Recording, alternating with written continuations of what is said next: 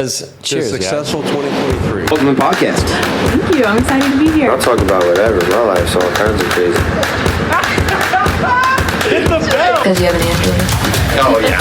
That's just suck. Just subscribe already. Just learn from people. Because I try to read books, but I have ADD. So it's like I start to read a book, and then my mind starts to wander. And it takes me a while to get through a book sometimes. Yeah. It can be tough. I do love reading, but I do have ADD. Bad. What kind of books you read? Oh, I read all of them pretty much, like from poetry to educational to usually my favorite, I'd say, is, I was just on a poetry kick really bad, so let me think for a second. But it's, fantasy. I was really into that for a couple of years. I have a lot of this based off books and just the Dewey Decimal System because I read so much. I have my own library at my house, and That's awesome. I don't even have a room for so many books. And I stopped even with the Kindle stuff because I was like, oh man, that's out of control. Really? But I still buy. My favorite is just having paperback. And then I go to those book sales that happens, the libraries around town, the scenic regional ones. They'll host these book sales every spring and fall. And so I get together with my kid, or if anybody else is interested, and then I hit up every single one of them. Really? Yeah. And you just buy a stack based off of what? I take a box. I go in with I'm really good about following my gut, my intuition, and so I'll be into something at that moment. Like I'm into also right now herbology and learning about herbs, mushrooms. I wanted to learn about how to store them, how to propagate stuff from the forest, and just like learn how to survive with things around me. And I went in there with that feeling. I was like, oh, this is what I want. And then the very first place I walked in, because I told my employee Alyssa that went with me, I was like, this is what I want. And she's like, yeah. I was like, I bet you I'll find it at this first place. Walked in, a stack of them, every single thing I wanted. I didn't even have to walk down any of the rows and rows and rows of them. I said, well, dang. Well, what's the chance? There's no chances. Chances don't exist. Yeah, it was meant to happen. It was like fate. Oh, yeah. I plucked it out of the air. That's pretty cool. You feel like you want it bad enough, you got the right heart for it. You almost attracted to it. Oh, absolutely. Like when you want something bad enough, it's like life just pulls you to it. Just because. Oh, yeah. Some people call it manifestation. Yeah, and I believe in that. The girl that Caitlin Mace, she just came on my podcast, and her podcast went out today. And she's really big on manifestation too. And I really start to grow into that manifestation idea. And I don't know, like, I can't like pinpoint like what it is about manifestation, but also I think it's just like believing in whatever you're doing. Oh, and then like all of a sudden now you're just naturally attracted to it. Like starting to put yourself in the situations that are going to make these things happen, or starting to walk in the direction of those things, or just putting yourself around those people that are pushing you in the direction that you want to go. I think that's part of just manifesting it. Like it's just engraving it into your brain where like there's no other options but to get whatever you're manifesting. Yeah. So I think that, like, to me, that's like what manifestation is. It is. Have you ever, and I guess we're just going to roll into this if you're cool with it. Oh yeah. We're organically talking, and that's what I'm about. So have you ever heard of Dead Poets Society? Have you heard? It's a movie. Oh, yes. I cannot tell you that I know it off the top of my head, but I do recognize it. It's a Robin Williams movie.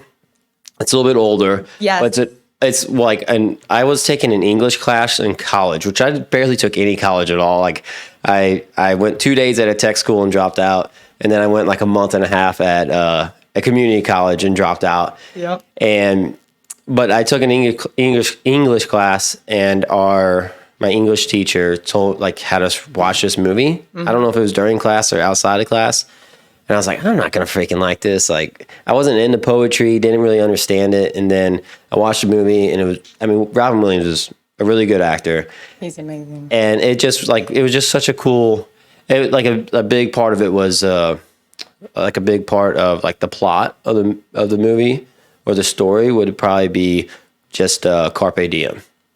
You know, like just, and what's another word? Like just, is that like live by the day? Live for the day. Seize the day. Seize the day. Yeah, they definitely say that in there too. Yeah, and that's like, I suggest that movie to a lot of people because it's like probably one of my top 10 favorite movies now. And a lot of people look at me the same way. I'm like, just watch it and see if you like it. And I think that like creative people get pulled more to it. But I think that's like the people that are like chasing freedom in life, chasing happiness in life. I think or like a lot of artistic people or creative people really tend to like that movie. I feel like it just connects with them. Yeah. Yeah. And I guess that's kind of how your books are too. Is that like how reading is to you? Yeah. I do like more of the creative stuff. That is really where I go for. But I'm really about, I obsess over something, whatever it is I want to know. And I love learning new things. That is probably one of my favorite traits about myself. I was trying to think of those earlier, and I was trying to think of that last one. I was like, that's that. I love learning. Yeah. So I'm always diving into something, and I'll go head first. And then I love having paper knowledge of it just because you can always go back. Have you always been like that? Yeah. But like, okay. Yep. And I say that because I obsess over learning and growing as well. Yep. And I think I was like that as a kid, but I don't think I like pinpointed it. Like I was like, this is a trait that I really, now I use and I like harness the energy from it. Like whenever I start to get into something, I obsess over it, and I'm like, okay, I know I'm going to obsess over it, but I'm also going to get really good at it because I'm going to obsess over it.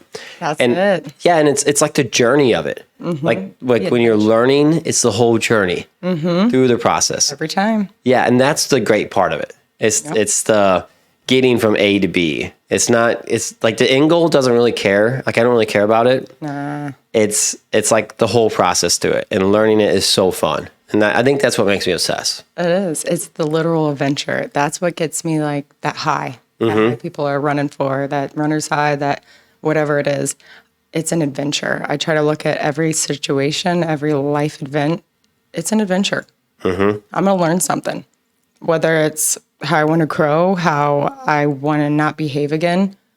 If I like how that is, if I don't like how that is, you learn something. It is a literal learning lesson. This is life. And so I pick it a little bit like that. And the cool thing about learning is that when you're done, you get this like fulfillment of being a better person.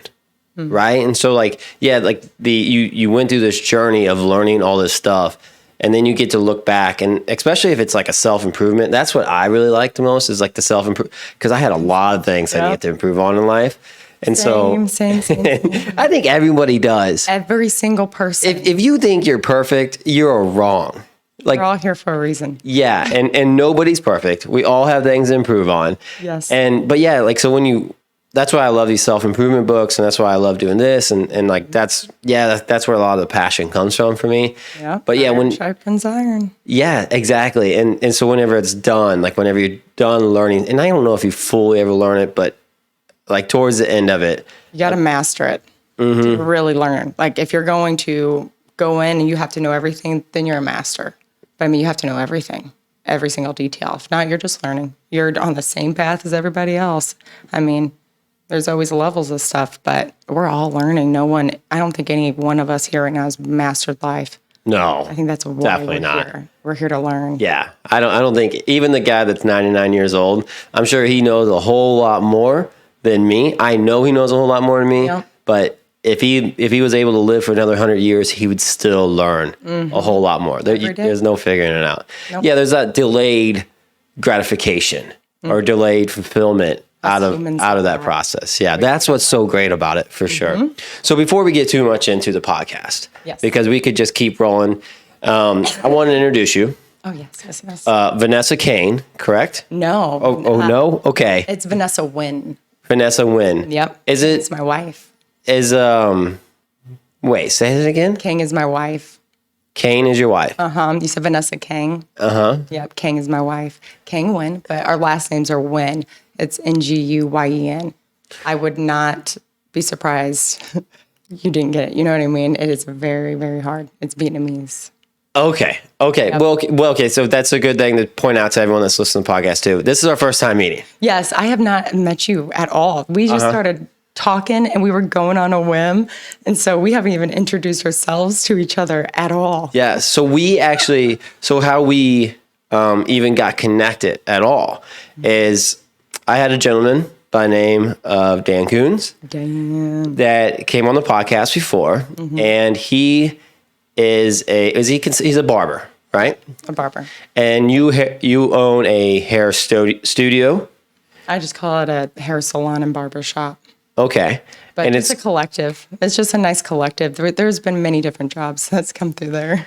Okay, so but he rents a space there. Yep, he is a from you. barber. So you own the whole entire. It's called the Hive. It is called the Hive. My space of it. I do not own the building, but my section. Yep, I do own the Hive. So the Hive. Who came? Is the Hive you? The Hive is mine. Yes, it's me. Okay, In a sense, but not how I don't like it to sound that way because the concept is everybody in a way. So the Hive is. Is that the idea behind the Hive? Mm-hmm. The name of the Hive. It's the actual bees and how bees work. I like that. That's very creative. Yep, That's a very creative way to think of it. Mm-hmm. But basically, you started watching the podcast because of Dan. Because of Dan. And then you reached out to me and you said, "Hey, I've been kind of watching, and you have a interesting story.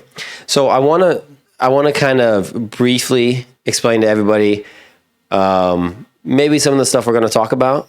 Okay. And then you can decide, because I love hearing everybody's story from day one.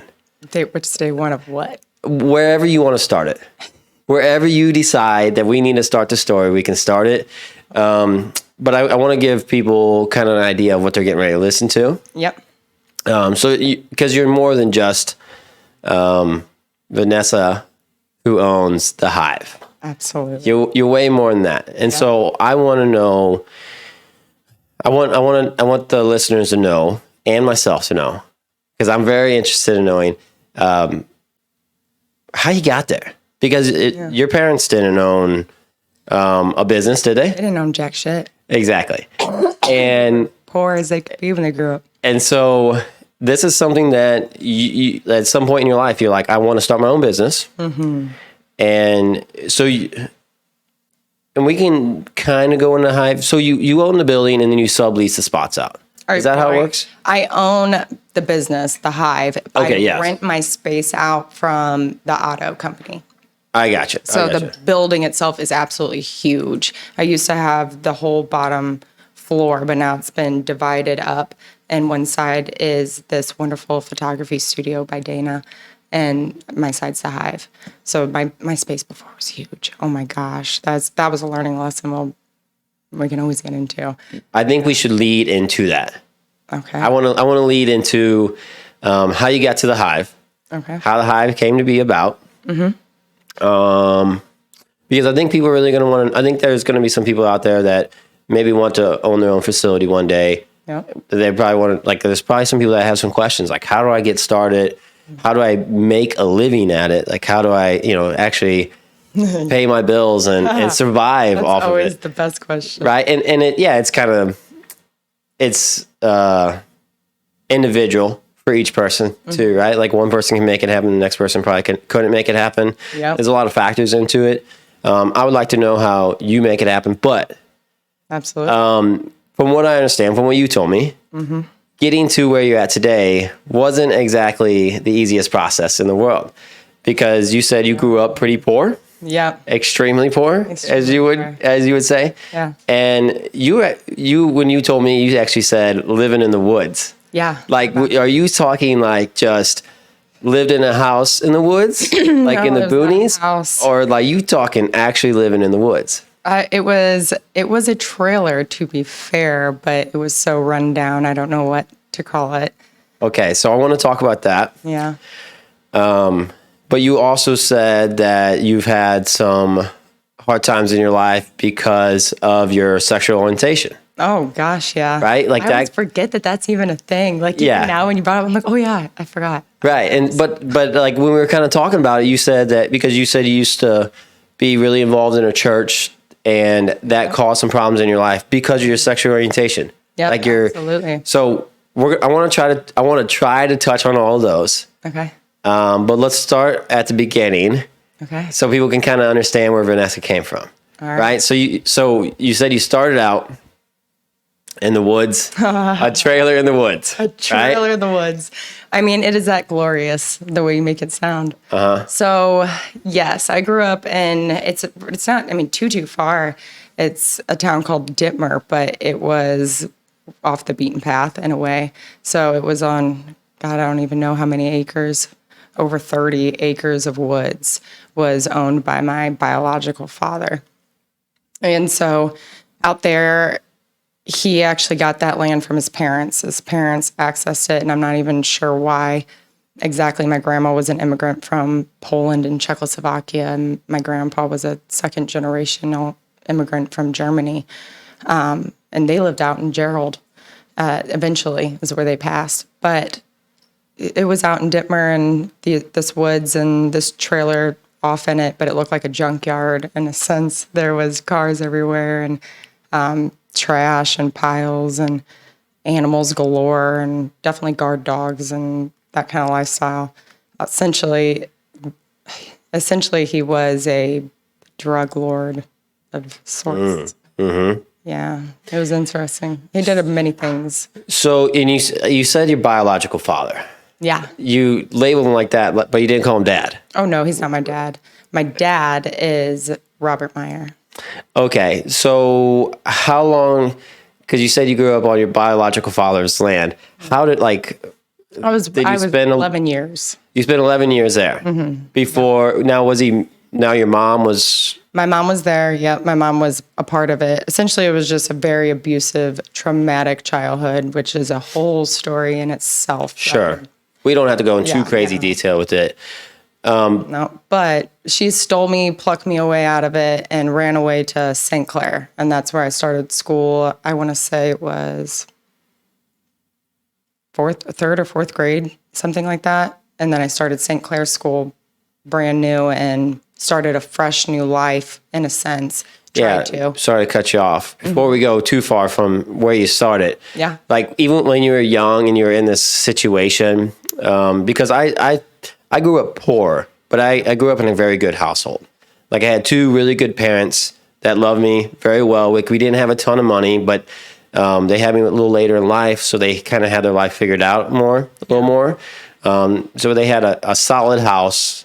You know, I had dinner every night, I had a roof over my head, and they at least could guide me down a good path, which obviously like the path that your biological father had is not the path to go down. No. At a young age, were you like, this is a bad situation to be in? Yeah. It took me, honestly, I think I was in my own fantasy world.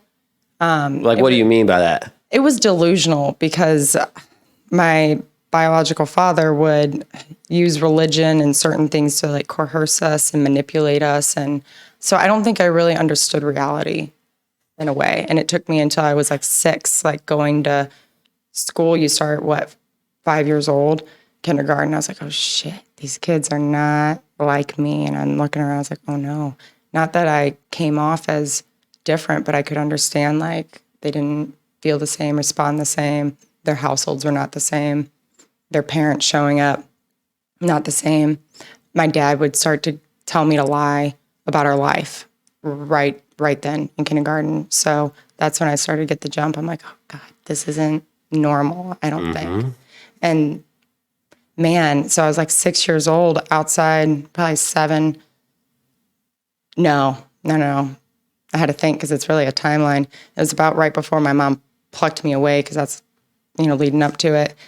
Did it hit me? I was like, man, this is not normal. Like going to school with kids and going to their houses, having sleepovers and being in those homes. I was like, oh, this is love. Like this is a loving, safe, healthy home. You guys don't yell, scream, manipulation, lying. Like. So was it like scare tactics that he tried to use on you? That and abuse. Like I'll get right to it because it is a story that I am comfortable sharing in itself. But yeah, it was a very abusive household. And like just physical abuse? It would go mental, physical, sexual. Really? Financial, like all single one of us. But we all had different versions. He sounds like a true scumbag. Yeah, he is. He actually, if you want to fast forward, he is in prison right now.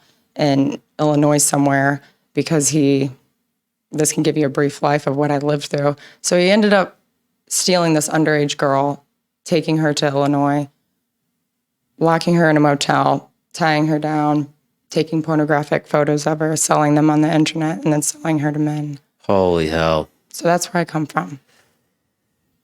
That was a lot worse than I was thinking. Yeah, it usually is. And it's like, man, it's like, I try not to think that stuff exists in the world. You don't want to think it exists, but yeah, it does.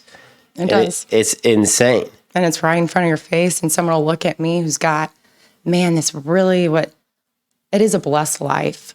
But of course, it's always a mirage. How I got there, no one knows. But yeah, it's a beautiful, blessed life. But I had to fight damn tooth and nail from the jump to get here. So absolutely, yeah. And those scumbags, that's what they do. They just, I guess it's because it's women and young children that they can actually manipulate, and so that's like it's everybody.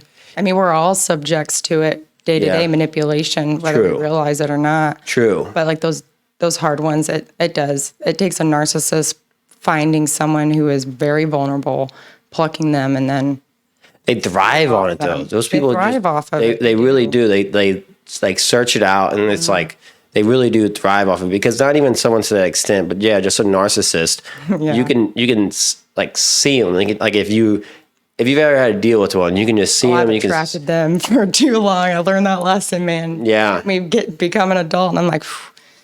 And you really just have to, it's so hard to get away from them, because they will twist things and they will manipulate things, and they will literally have you in your head thinking that you're the one doing wrong. And you're just sitting there trying to maybe make situations better, or just try to, like whatever's going on, just try to go along with it and course it in a good direction. But they're the ones just twisting everything and just... It's for their gain. Yeah, and messing you up in the head. I've seen it, and I've been a part of it too. And like, it's so hard to see when you're in it, especially when it's happening for like the first time in your life, or the first couple times, or when you're young, trying to figure life out. And then you get this person that's manipulating. It's very hard to tell yourself, like, I need to get away from this person. I need to step away. And nowadays, I'm cut off. I don't need them. I don't care about them. Like it's gotta hurt. When it hurts enough, you finally learn your lesson. You stop doing it. I think I just like... It just looks different for everybody. Yeah. It really does. So there's no judgment about how hard it's gotta hurt for that person versus that person. But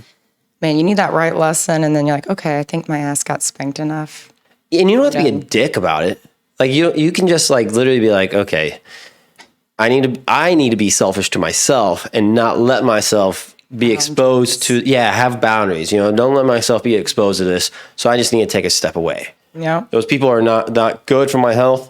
I just need to take a step and put a boundary to where it's like... Conserve your energy, because it's not worth it consumes so much energy. We're all sentient beings. We pick it up. Like we absorb each other's energies just being around it. Yeah. So then there's times where you're like, that room's suffocating you. Maybe it's that person. Their energy, whatever it is, it's like, I should go for a walk. Absolutely.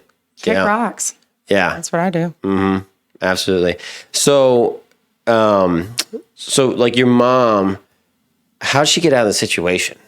Could she literally just pick up her things because when you're living with someone, you have to just go. No, you have like, you have things, right? And now they have a kid together, but they literally have physical objects too. That's where their mail's going. It's not easy to just go find another place to live, pack up your stuff, and leave. No. Especially if someone's like manipulating them, abusing them. No. They probably find ways to blackmail them or threaten them. He'd kill us. Huh? He'd kill us. Really? Yeah.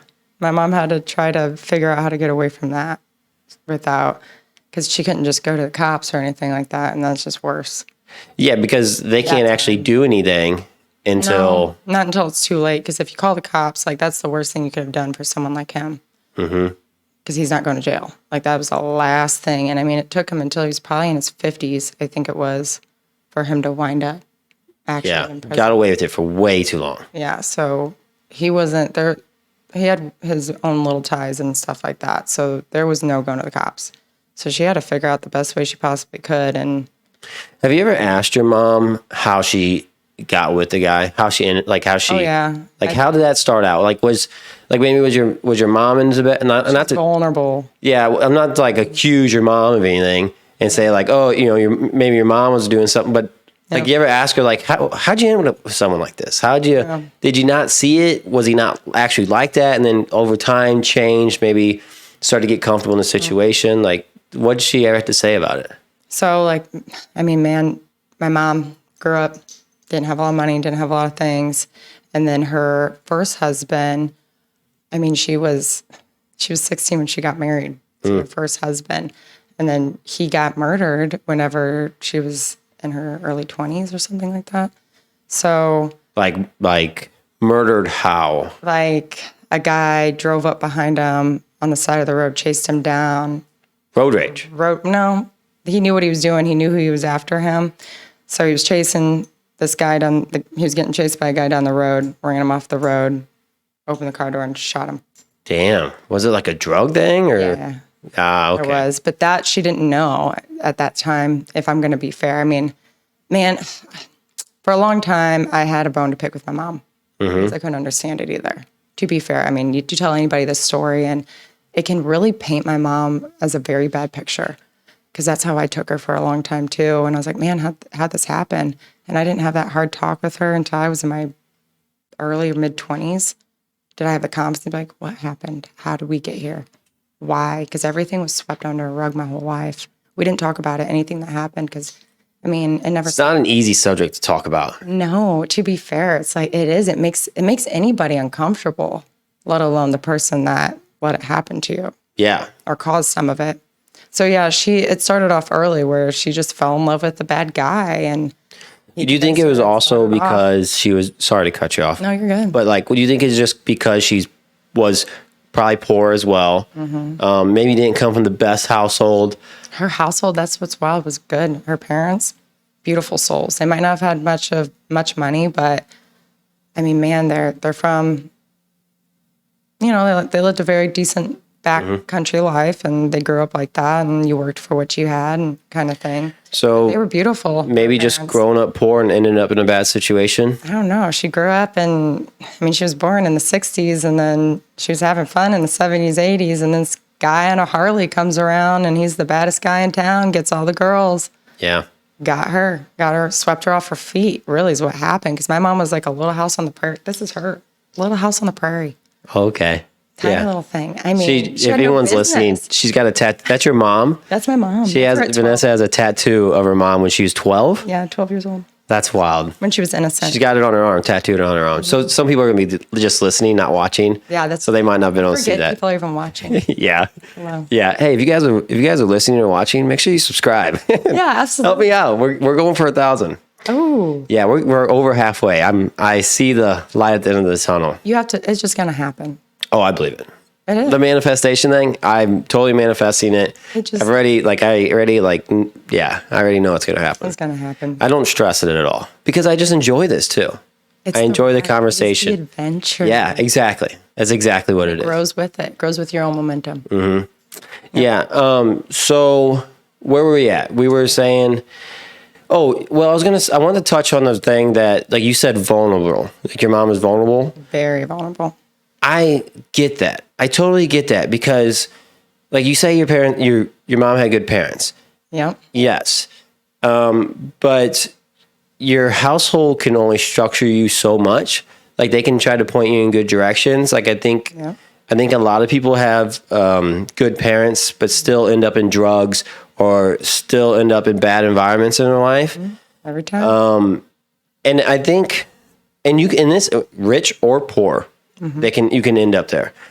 But when you're poor, a lot of times you're hanging out with other poor people. Yep. And sure, you might come from good parents, but you might be hanging out with the kids that don't have good parents, and they might persuade you to do something bad. And then next thing you know, you don't always have an option, especially if you're in a small town. Yep. Like I grew up in a small town called Gerald, which you know of, but people that are listening that probably don't, very small town, like 1,300 people. And this is like pre-internet days, right? Yeah. So you had to go outside and play. And like I because I was kind of poor, and we didn't have a whole lot of sports growing up. Like I could go throw a football in the backyard, play baseball in the backyard, but Gerald itself didn't have a lot of sports teams until I was in middle school, and then even then my parents worked a lot.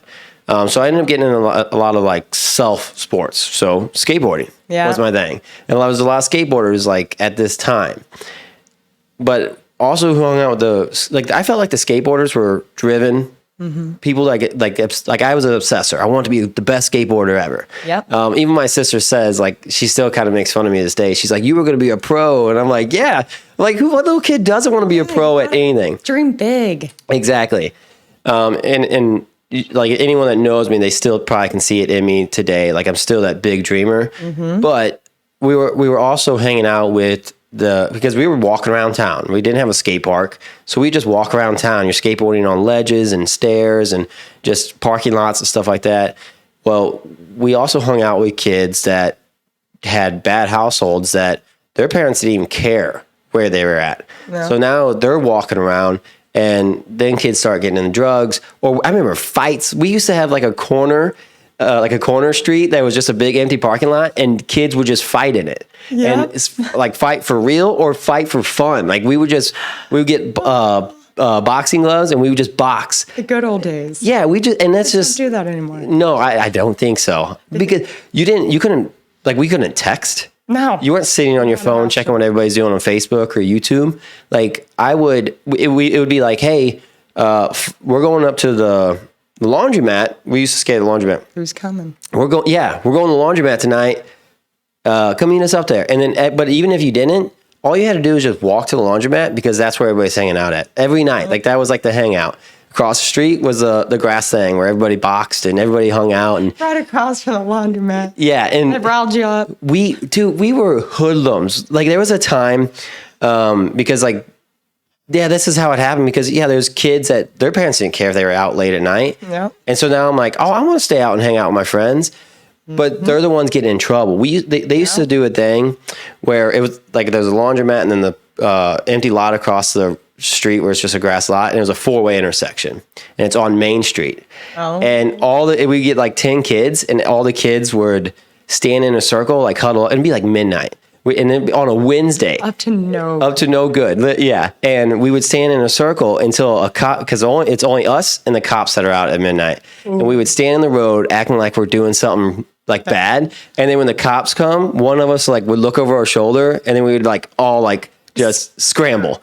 And so everybody would run different directions, and we would just literally run from the cops for we did nothing wrong other than just to cause trouble. But you just wanted to run from the cops. It was just kids being dumb.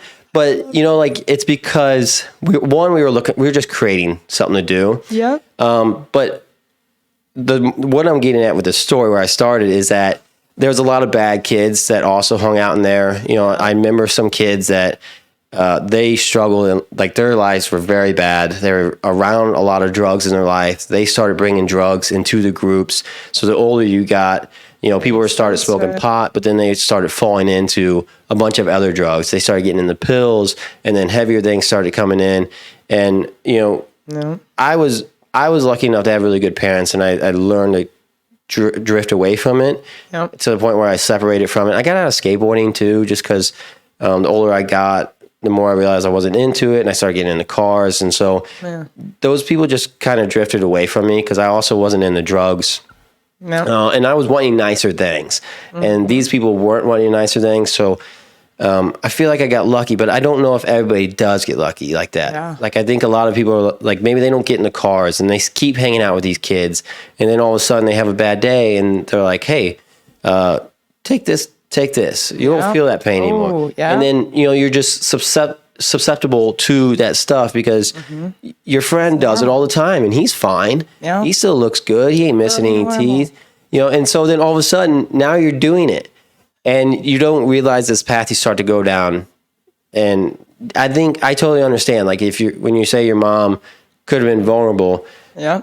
Because you need friends. You need people in this world. But the people that are in this world, especially if you're like, even if you live in the city, you hang out in your community. Yeah, your little group. Yeah, you hang out in your little group, and that group might not be the best, or there might be some rotten apples in it that pull you down the wrong path. Well, And I would almost bet that maybe just kind of like what happened with your mom. Like over time, it just slowly. hanging out with the bat, literally, because the wildest things happen. Because, like you said, the way kids are exposed to growing up around drugs, so then we automatically think, well, yeah, maybe they're going to end up doing drugs. I was nothing but exposed to it, yet I didn't do drugs. Mm-hmm. Oh, I ran away from it. I mean, I'm one of my only people in my life that can say I never did cocaine. Mm-hmm. And that's wild. Because, Yeah. I mean, it's just a common thing this day. I mean, it's a very party-friendly drug. I'm like, nah, I was too terrified. I learned a lesson from all of them, I felt like. But then my mom grew up good, got with the bad apples, started hanging out with them. It was enticing. Whatever void she felt, she let somebody else fill it for her. And then that started her on her life lesson. And it took my mom a long time. It took her a long time to learn that lesson. But eventually I can say she did. And then she lived a very peaceful life with my stepdad. But it took, I mean, it started with her first husband. Then she had 2 kids, my brother and my sister. Then he got murdered. Then here she is selling all that stuff. Oh, so you have 2 older siblings. Oh, I got 2 older siblings. So Okay. that's it. Then she sold all of her first husband's stuff afterwards because she had to pay away. She was a stay-at-home mom kind of situation. Sells the stuff. Here comes my biological father to come buy this Harley. Loves this Harley, starts macking her up. She's vulnerable, sad. I mean, Got 3 kids. Also two needs some kids at the help. time. Okay, Yeah, 2 kids two at the kids. time. Yeah, This is 2 kids. pre Vanessa. Yeah, that's pre-Vanessa. I came, 10 years later. Okay. It took them almost, 10 years. I don't know my mom's math correct, but about 10 years to have me. My mom was like, no, don't want a kid. My biological father convinced her to have me. He wanted a boy. It's always so mind blowing to me that a biological, I mean, it's messed up no matter what. Yeah. But it's even more messed up that a biological dad would do the things that he did to you. Oh, yeah. That is like what is so, like even more just mentally messed up in my head about it, because it's just like, how can you be this big of a scumbag? It started when he was young, is what you can always assume. Because, I learned something really wonderful from the church I did used to attend. Hurting people hurt people. Yeah. Hurt people. That's accurate. Hurting people. So true. So true. To know, if he hurt all these people, he was hurting. But I also just have a theory. He's probably got a demon in him. Yeah. He's evil. Yeah. Honestly, It sounds like the devil runs through him pretty good. He's the type of guy that you hear podcasts about. So I'm like, I have horrible flashbacks of him, but it's something that I had to heal through, especially as a kid. And as I've gotten older now, it's thankfully just become a story, my childhood. And it's not something that weighs me down anymore, things like that. You don't deserve it. No. You don't deserve like that. I don't need what are those conversations called when you got at closure? I don't need a closure conversation or anything. Oh, yeah. Yeah. If he dies, we'd be happy? When he dies, no, I wouldn't be happy. I Don't just even wouldn't care. feel anything. Don't even care. Because that's where I worked up. It took me a long Cool. time to get there because I used to want it. Yeah. Yeah. I think actually that's the best. I think that's the best. Like, he doesn't deserve anything. I don't know. Because, here's the thing. Because I used to want him to die. I used to have that Sure. feeling in my heart. And then now he's in prison. And if I'm going to be honest, the things I know that's happened to him since he's been there, just that my sister alone had sent for him, he ain't feeling too good. And he's definitely paying in a karmic way more than just a death. That's very easy. True. So I'm like, man, he's really suffering. Death for those people is It's easy. too easy. But yeah. we don't think like that. No, put him in prison for a while. Well, when you said hurt people, like, yeah, even that's kind of like that's still the same thing. Like, you were hurt, you wanted him to be hurt. Yeah. But yeah, that is a good feeling. That's peace. When you learn to All I ever wanted. when you let go of those things that hurt you, that's where you find peace. That's where you find peace. Yeah, because I've learned that a lot of people that hate on me or want to talk bad or even just like that's where jealousy You know, someone just, reflection. yes, it's exactly what it is. About themselves. And I've learned to like hit back with just love. That's all. No matter what you gotta That do. is me and my energy. I'm like, man, they just need a lot of love today. It's like, I don't know what's hurting you, but It's not always the easiest thing to do when someone's hitting you with hate and just like disrespect. But a lot of times I just have to like, sometimes I have to take a lot of deep breaths. oh, I roll with. I mean, look at me. I look a little different. Let's Sure. be honest. I stand out, especially in a crowd. And I grew up Pentecostal, so I mean, I stand out. I get it all the time, and I'm gay. I forget about that one. It really just doesn't occur to me because I don't have any labels in this life. I don't have any titles of authority or titles of who I am and all that kind of stuff. It's not that I even have that persona of I don't have a title.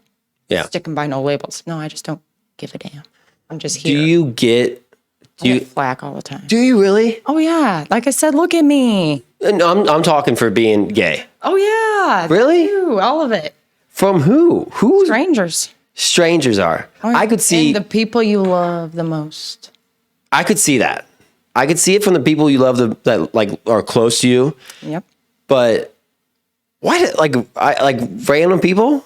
Oh yeah, that blew my mind too because I was not public about being gay at all. I mean, that was my biggest closeted quote unquote sin for the longest time. I mean, I wasn't telling a soul until I had a marriage and all that, and I went through divorce. I was like, all right, it's my time to shine. You said you had a marriage and got a divorce. Yeah. Like married to a guy? Yeah, I was married to a whole husband. I had a whole straight life. I had a whole life. I mean, my life's, here's the wild Kids? part. Yeah, I got a son, Okay, that's cool though. Gabriel. Are you happy? Oh, I'm happy. I'm Like at that, peace. like because even as we're gonna step to the side of like I want to come back to know. I mean, that whole yeah. conversation, but I want to talk about that too because I think that's so cool. I think I don't have any kids, but I want to have a kid. Like that is something I really want in my life. Dang. If you're, I mean, If you want it, you gotta want it because it's the best thing to me. But that does not mean to whoever's right next to me that's gonna be the best thing for them. right? Not everybody's made to be a parent. And that's just, I mean, it's a harsh reality, but it is the world we live in. Not everyone's made to be a parent. Look at where I came from. They weren't made to be parents. Yeah, I never even thought about like someone that was gay wanting a kid. Oh yeah, like Like the struggle there, if I wanted another, yeah, I think. especially for a woman. Before, but yeah, if I wanted to have another kid, I'd have to have some money in my back pocket, and then I'd have to decide which route that I thought best was fit for me and my wife. Like if we wanted to do in vitro, if we wanted to do just insemination, if we wanted to, I mean, there's so many options out there. It'd blow your mind now. You can fuse cells together and have a baby just from the mix of you two. I mean, I always said if I wasn't like Intense. married by like or like with someone by the time I was like 35, I was just gonna pay someone to have a kid for me. oh man, I was like, man, that's just if absolutely. Like, I mean, people do it all the time. at some they really point- do, whether you realize it or not. People have kids and then they go there. Yeah, they just dip anyway and they split make up. packs. Like I have been. I like to think a little bit more cultured in my life at this point and explore and gone city, gone to different places. People do it. There's friends that have kids, and I said, whoa, and it works for them because I used to just close my mind to all these possible ways of life and. Instead, I just started asking people questions, exposing myself. Like I love going out there and seeing what's new. And I go to anything new that's happened in St. Louis or. that's why I love over. traveling. And When I travel, I feel love it. so much better because at ease, I'm a gypsy. Well, I'm a soul. I'm a traveler. yeah, well, it's just when I travel and I come back because I get in my world where I'm just doing the same thing. I start cutting a path in Monotony. life. Yeah, monotony, exactly. And time goes by and I'm like, man, I haven't freaking done something different in a while. And that's when I start to get depressed. My mental health goes, shh. Exactly. I Yes. have to honor that part of myself and get out of here. I swear. I mean, I'm living proof. I'll have a meltdown every 4 to 6 months if I don't go do something. I Get agree. outta here. I'm the same way. And I almost feel guilty because like every 3 months I want it. I'm like, man, I just me. want to travel. quarter. Well, it makes you feel a lot smaller, right? Because you get to see the world, Big, right? And you're like, there's so many people. There's so many people in this world. And then you'll go to a place where there's not another soul at any site, like Montana. I've gone out there and I looked around and I mean, it took my breath away. I was like, there's not a soul. I looked at King. I was like, it was just me and her. 8 billion people in this world. And then nothing. Yeah. And then you'll get into an overpopulated place. I'll walk around. I was like, oh my gosh, I can't breathe. There's people everywhere, neck to neck. But then there's times when you're just thriving because there's good energy. You're like, okay, well, I can bump around, like, go to a rave, go to a club. I went to the the Cleveland Browns tailgate. I was in Cleveland this past weekend. Okay. I'd never been to I went to the Rams tailgate a couple times, but it was nothing like the Browns. The Browns, they freaking party. They party. It's all tailgating stuff. And I don't usually do crowds. Like I'm not I like concerts, but I don't like concerts because of the crowd. Yeah. As the older I get, I just can't hang no more. I'm just like, it's whatever. I got to have a certain type of concert. But yeah, all the people there, it was fun. Everybody's partying. Everybody's having a good time. Like, everybody's celebrating. Yep. It was a vibe. Like it was very fun. Good energy. It's all about the energy. It was good energy. Not always. That's not even my scene. Like I'm not big into sports. Yep. And I'm not big in the crowds. And like I enjoy drinking. Like I do enjoy having some drinks. But I'm not. I'm not like the party type anymore. Like I mean I did my party when I was younger, but anymore I'm not. It's just not for me. Same. But yeah, it was like just going to it and seeing all these people I've never seen in my life in a city I've never been to in my life. Just cutting loose. It was like resetting for me. And I just, something about it just really makes you feel a lot smaller than you are. Absolutely. And I love it. That's what's so great about it. At first, and then you sit in it and you're like, man, and then you realize you evolved. You just grew. You got out of your comfort zone. It's like, man, I really did something cool. Well, what's the next coolest thing I can do? And then I'm the type, I'll get my car and go. I'll sleep in it. We got a mattress.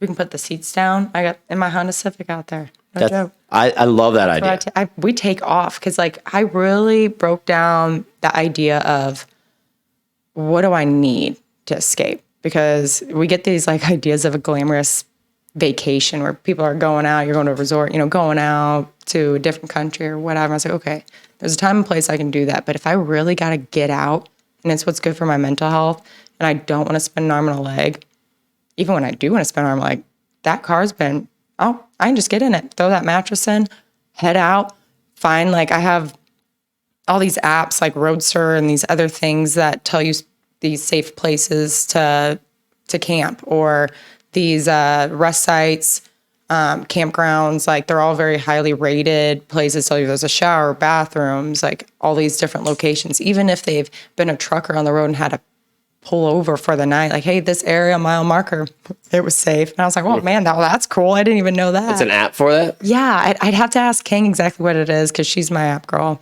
I'm not really in with doing all that kind of technology anymore.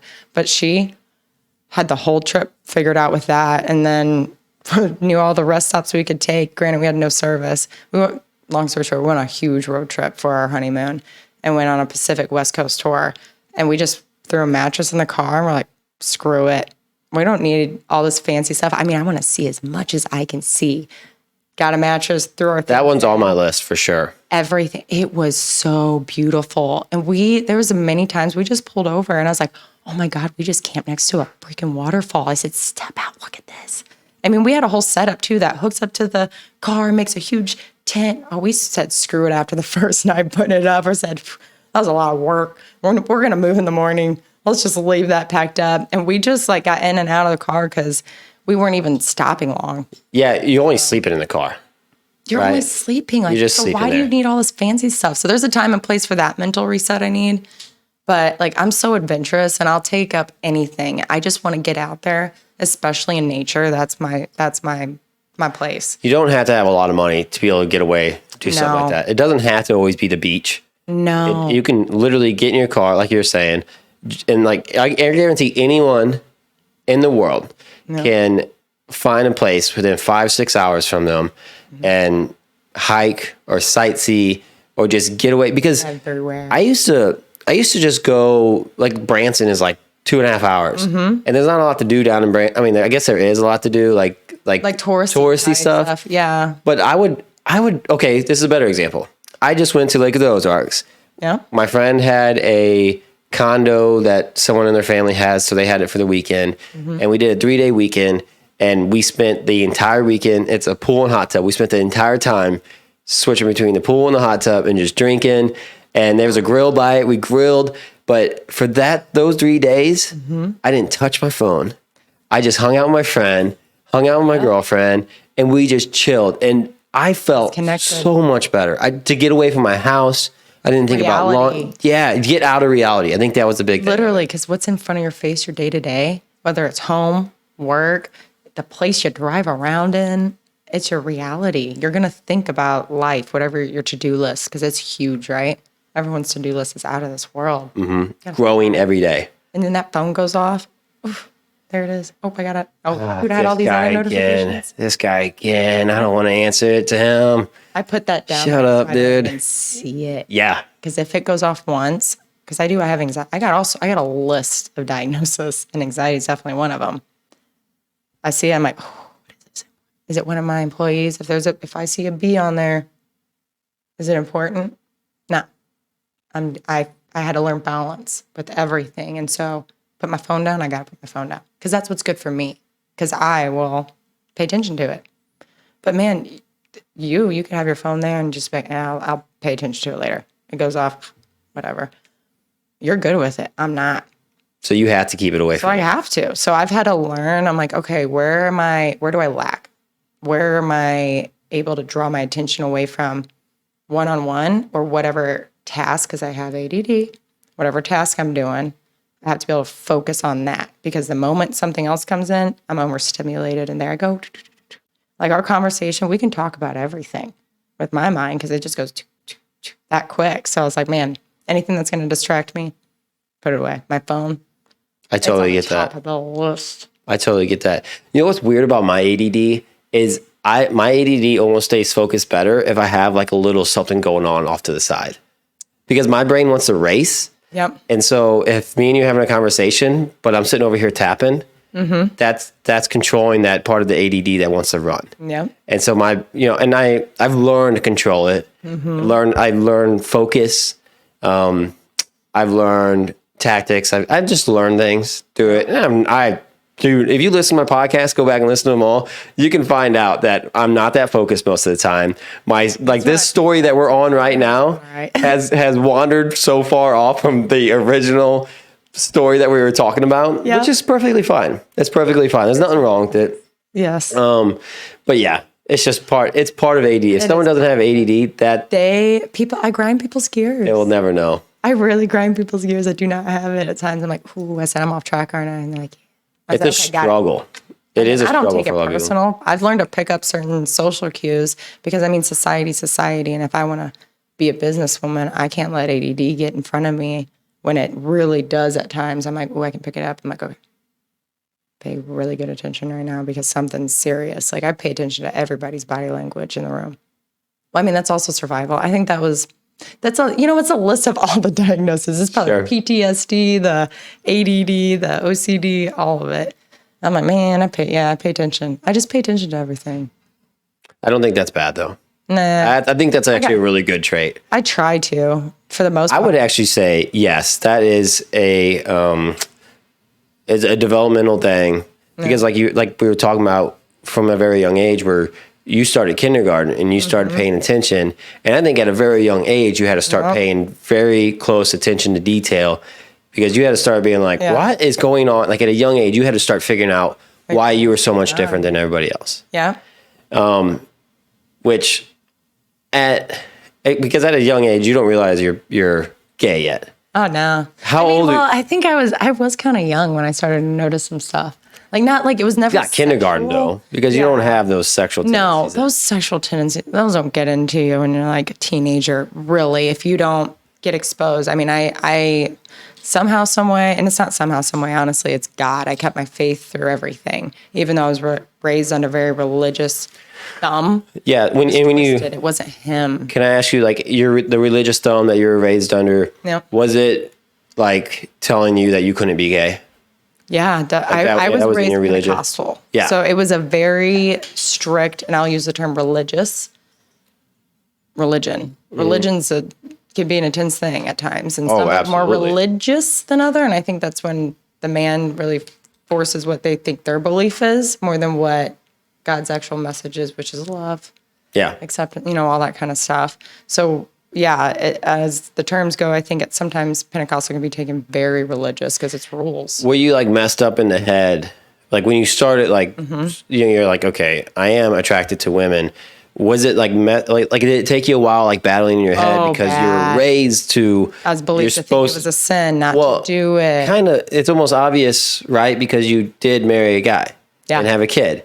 So at that point, like where were you at in your head then when you got married and had a kid? I definitely hadn't accepted it. Like I was. Was it like a bisexual thing? Yeah, it was a bisexual thing, and I would still say like, man, at the end of the day, if we really, really got to put like these labels on it, I've struggled with this. This has been one of my I've done counseling. But you think you struggled with it because you were raised to believe you have to be straight? Yeah, it was a very conflicted thing because I pray. I mean, that was one of the things I prayed to God. I said, please take this away. I don't want to feel this way. But then You didn't want to for other things, feel like you're attracted to women? No, I mean, You didn't want to. based off my. What were you I was praying for? religiously- Sorry. No, so based off how I was raised with the religious thumb, I did not want to be gay when I was young, and I started to feel these things because I could tell that I liked some girls more than just the way a friend would like them. It wasn't ever sexual feeling until you're older, but I could tell I was like, well, I like this feels like a crush. Like this feels like a little different than just someone being just a friend, or I feel like I could feel things for them or whatever. I didn't really get to explore that until I was a teenager to any degree, and then really dive in deep until after my marriage as a whole. Sure. So it's but it's one of those things I accepted when I was younger. I was like, oh no, I like girls. It doesn't feel wrong, but everyone else tells me that it is so bad. So I go down, I pray, I was like, God, please take this from me. I do not want to like girls. I don't want to be attracted to them. Please let me wake up tomorrow and I'm going to be straight. Yeah. And then I wake up tomorrow and I was like, God dang it. It's still gay. That's okay. But then he'd answer my other prayers. So I was like, well, God, what's up with this Yeah, one? what's up with this? And then I get older and older. And then I was like, because I struggled with self-love based off my life. I was like, God, I really feel like when I really lay something down to you and I give it my all, you answer my prayers. You really do. But this one, you just won't. So it wasn't even, I'm sure partially was like your peers around you It was judging you. I don't feel that way anymore. Now I'm like, Or was it a 50-50 split, peers and religion? You were raised one way. It was both. like a 50-50 Yep. split probably. Yeah, honestly. Okay. Because, society hasn't really been all that accepting until Mm-hmm. the last couple of years. I mean, it's been a slow hurdle, but it's happened in a quick jump. Because 40 years ago, if I said I was gay out loud, I could be taken out for it. And there's still people that do that to this day. When we went on our little road trip travel, I mean, there was one time when me and her looked at each other, I was like, we're friends. Don't look at each other, don't do nothing. And then, man. Oh, really? You hit it? Oh, we hit it. On your honeymoon? Yeah, for a second. I mean, I can't remember if it was exactly our honeymoon, but yeah, it was our honeymoon because there was this town. So you're still embarrassed a little bit. No, we're not embarrassed. It was for our safety. Oh, you think someone... Yeah, someone would not have liked it where we were at that time. And I'm like, okay. We're like, you know what? And we just did that actually not too long ago. We didn't hide it, but we knew there was these few places we're like, well, we're just not going to. Hey, can I get you to bring the mic in? Sorry. You can bring it with you, whatever direction you want to go. I just want to make sure everybody can hear you. No, you're good. You're good. You got to get on to me because I'll move. Well, people get comfortable and they start to lean back. Yeah, and then I was sinking into myself. I was like, oh, comfortable. Oh, doing it again. God dang it. No, you're fine. And I'm sure it'd be just fine. Yeah. Like I said, these mics do great, but I want to make sure people can hear you and people enjoy it. Nope, absolutely. So interesting to me. Yeah, we still hide. I mean, we don't hide. We know where there's a time and place not to act a certain way because people are still aggressive, whether we all want to believe it and see it because it's not maybe in our day-to-day face here where we're at. But you go to another town, they're not cool with it. So there's a time, I mean, I'll hold my own. I'm one of those people. I'm like, you want to... Is it men or women? Oh, it's both. Both. Yeah, it's anybody. Like, that's what... It comes from the people you'd least expect it. about anything, whether it's why is that tattoo looking there? I mean, I don't listen to it, so I can't tell you if it's still how bad it is, but it still happens enough. I can they're hear there. it. Yeah. Yeah. Like Especially for someone that really pays attention to detail and pays attention to body language. You're already looking around and like you spot the person that's probably like just saying it to somebody else. Like they might not even be saying it to you, but you can catch someone and be like, hey, look at these. Yeah. Look at these two over here, freaking gay, walking in here trying to eat these pancakes in here. Yeah. These straight pancakes. They can't have any of these things. No. So crazy to me. I don't even. I think I had really good parents in that aspect because right. I never, even like racism, I never looked at, and it might be just the time I grew up in life too, but like I've never been racist and I've never been like offended or like, what is it when people are offended with people being gay? Is there a word for it? They're just offended. I think they're offended. As I don't know, because there is. I know exactly what you're trying to talk about, but there is. But I was never that way. Now, I will say there's some times when there's like some gay guys might be over the top gay, and they're just being over the top. And I think I would be like if a woman was acting that way too, I'd be like, okay, come on, like I just can't handle. So is it the energy or it's the energy? It's not like the gay. It's not like them being gay that's bothering me. It's just like, why are you acting like this? Yeah. So why are you acting like this? It always ends up being it's just the individual's energy at that time is way too high up there, or whatever it is, and it's not the fact that they're gay or who they lay down with at night. But that does bother people. No, it wouldn't matter to me because there's people all over the world, guys, girls, straight guys, gay guys, all types of that have people acted like that before. That I'm like, all right, you're just getting on my nerves right now. Oh yeah, why are you acting call them like woo this? girls.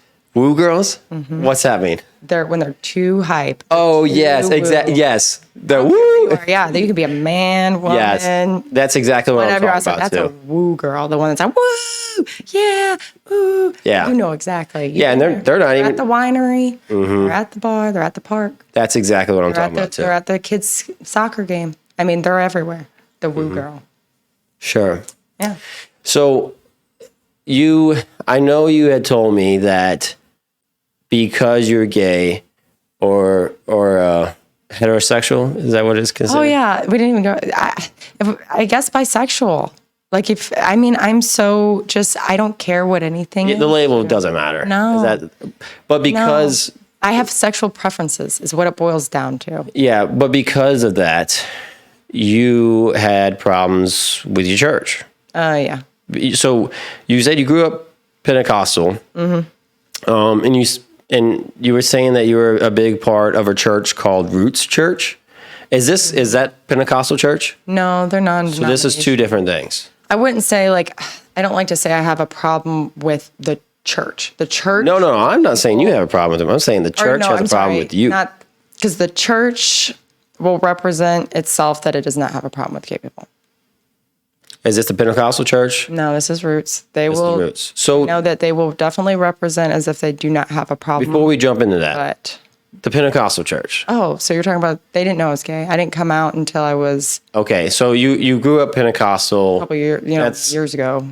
Okay. I came out in my 20s. I mean, I had friends, I had some people in high school that knew, but I was like, I don't know what I'm gonna do. Blah blah blah blah.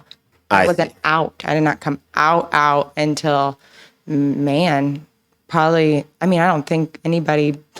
Because to me, I'm like, man, who do you got to tell? How do you know what is being out? Do you make a statement? You got to do that? No, like that's what I asked. Like I had to ask those things coming into it because I'm like, man, like, do we have to do this stuff? Because trying to join the sense of community, society from all directions tells you like, man, some people are out and proud and they're posting stuff and you know they're gay. But then I was walking around, I was like, finally my 20s and something, I'm like, I don't know if everyone knows I'm gay. I'm like, I don't know. Or that I'm bisexual or what am I? I didn't know either myself. I knew I liked both. Mm-hmm. But to a degree, it took me a while to understand. I really felt as if it was women. Women is where I thrived. It is where I ended up thriving. Like, it did end up being that. That's where my gut was telling me and pulling me towards. And then over time, I finally allowed myself, because I was terrified. I was like, my church is going to disown me. So yeah, that's what I was trying to make sure. I really wanted to touch on. So you left the Pentecostal church basically.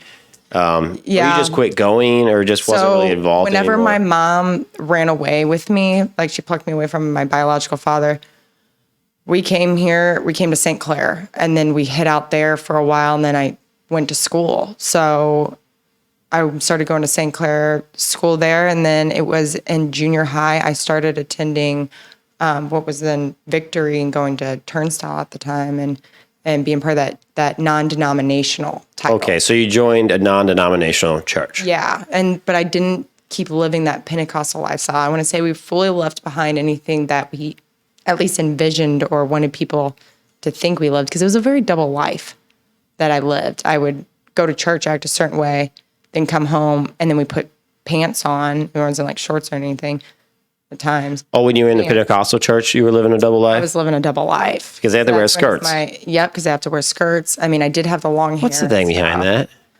It's part to honor your body and your temple, and to show essentially part of your femininity. And it is just another way. Weird. That was always one of the weird parts. I'm gonna be myself. I had to make a decision with myself when I came in here. Honestly, I'm like, am I really gonna be? Because I preach about being authentic. You need to be. I'm authentic. Yeah. But there's times where I reserve myself, because I know a lot of people, and a lot of people know me, and I have not always been public about a lot of stuff, especially, I guess, really my church story. Like, that's not a public story, and hasn't been.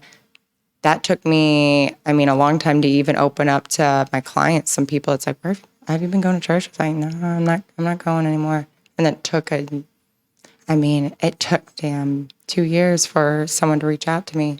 Dude, I don't believe you. I don't believe if you want to go to church, good. Mm-hmm. I grew up Catholic, spent a lot of time in the Catholic Church, still follow the religion, but I don't go to church that much. I can't freaking sit in church, but I have I pray every single night. I have a very strong connection with God. Yep. I feel very, very connected to God. Yep. You don't need it. I feel like that's what matters most. Like, the people that need to go to learn, sure. But, like, I don't, like, the fact that, like, people are like, oh, you don't go to church? You're not attending church? Like, no. It doesn't matter. People.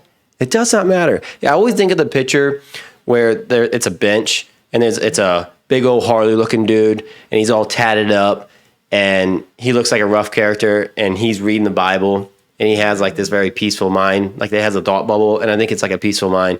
And then there's two people sitting on the side, and they're all, like, clean dressed and skinny and fit, and they're like, oh, look at this dude. You know, and like, he's the one that is actually a God-loving person, and these other two are haters. They're just judging him by the way he looks. I always think about it like that. Like, it has nothing to do with showing up to church. It has nothing to do with, like, it's who you are as a person. It is truly who you are as a person. If you're following what's in the Bible and being a good person and staying connected with God, that's what matters most. Oh, yeah. Because, I personally, in my opinion, go to another church. So. Ever? No. Never, ever. Not going back. So, okay. So, yeah. So you joined, you left the Pentecostal church, or just quit going, basically. Yeah, we left and moved on. They did give me really wonderful, good foundations of stuff in life, but it was very religious and hard-handed. And when we left, my mom was like, or whatever you want. Sure. Like, you want to go cut your hair? I was like, what? She's like, yeah, let's go cut your hair. I'm like, okay. Took me to her beauty girl, and I was like, all right, here we go. And she chopped my hair up to my shoulders. I was like, I'm free. I look like Dora the Explorer because my hair was so thick, but man, chopped it off. My mom put some Sun-In in my hair. Some what? Sun-In. What's that? So like a highlight? Yeah, it's this beauty product, like back in the early 2000s and 90s, where it's essentially just peroxide and lemon juice, and you spray it in someone's hair, and the sun or heat activates it, and it lightens your hair up a little bit. But it just kind of makes it a little brassy. So I think I looked kind of redheaded. Sure. Yeah. So it really didn't do me any favors. Sure. I got some more attention. I got some funny pictures. Yeah. Yeah. It reddened it up. But yeah, my mom would try to do her best at the times. So much that she didn't put hair color in my hair when I really asked for it or whatever. So after we left, she tried to let me just explore and be whoever I wanted to be, dress however I wanted. And that's when I started. I mean, I would say I had every phase you could ever think of. I think at a young age, that's okay. Chameleon. Yeah, I went through everything, but I want to say the ones that were the longest was, I laugh looking at it because I'm thinking of pictures in my head, my emo gothic phase. And that was such a crazy phase in life. I had some long chain parachute pants, and oh Lord, why my mom let me go out like that? I think about it all the time. Well, that's when like screamo and like it was like I'm still into the hardcore feel, but I'm talking about, think of Korn. Yeah. Think about the way they dress. Yeah, but they were so popular. They were the big rock bands at the time, and everybody was dressed. It wasn't cool in St. Clair High School or junior high at that time. Well, it was cool in the world, but it wasn't, because it was, these are still small towns. I was a skater in Owensville, and I got made fun of. Yeah, skinny jeans, all of it. How old are you? I don't even know. I'm 31. I'm 30. Okay. So yeah, we're very. I'm about to be 31. Yeah, I just turned 31. Literally a week ago. Well, 2 weeks happy birthday! Thank you. I love that. But yeah, I totally know it, because I feel like, I was still along. I was hanging out with the same crowd. Like if we were into the same school, we probably would have been hanging out in the same crowd. Very good chance. I didn't listen to Korn, no offense, but I was listening to you ever heard of Chiodos?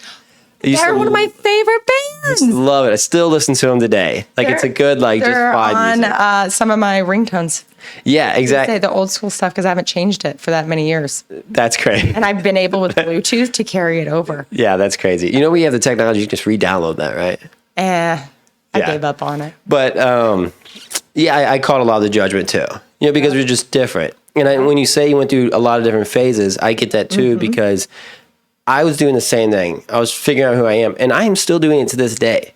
Let yourself. You change every year. Yeah. Different. Yeah, you're supposed to change and grow. Why you gotta be like the same? I don't like the label. The same stuff. Yeah, I don't like this label that someone says that, like when I was a skater, that I had to be You're a skater. Yeah. Every day of your life, you gotta wear them skinny jeans. No, I want to wear something looser today. If I want to be a cowboy one day and a skater the next day and a businessman the next day. Oh, I allow myself. I allow myself too. Every day I look different.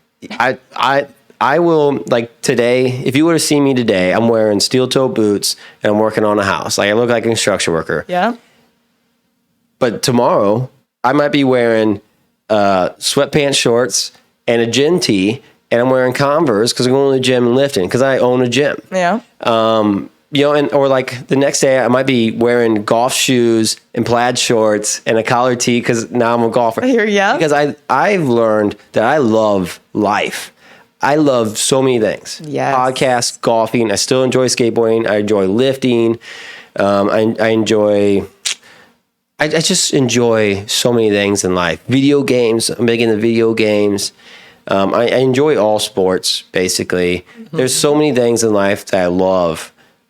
And it's just like, why do I have to be one thing? You don't. That's the magic. I think personally, America's really bad about putting us in these boxes. Enjoy drinking beer on the weekends. These 9-to-5 jobs where you're working hard and doing this standard way of life and living. And I'm like, man, I want to change. And it took me until my 20s. It's those people saying that you can't change. It's just life. Yeah, it's your everyday life, because it could be any sort of situation of household where someone just doesn't get to express themselves in any way that they want. And now they're not doing art and they're just doing law school. Well, I think the people that say you have to be like, I have to be this or I have to be that, I think those are the ones that are living the 9-to-5 that have this mindset. They had to do it. Yeah. They have this mindset that you can only do one thing, and they're probably miserable. Yeah, they're not exactly. Happy. They had to do it.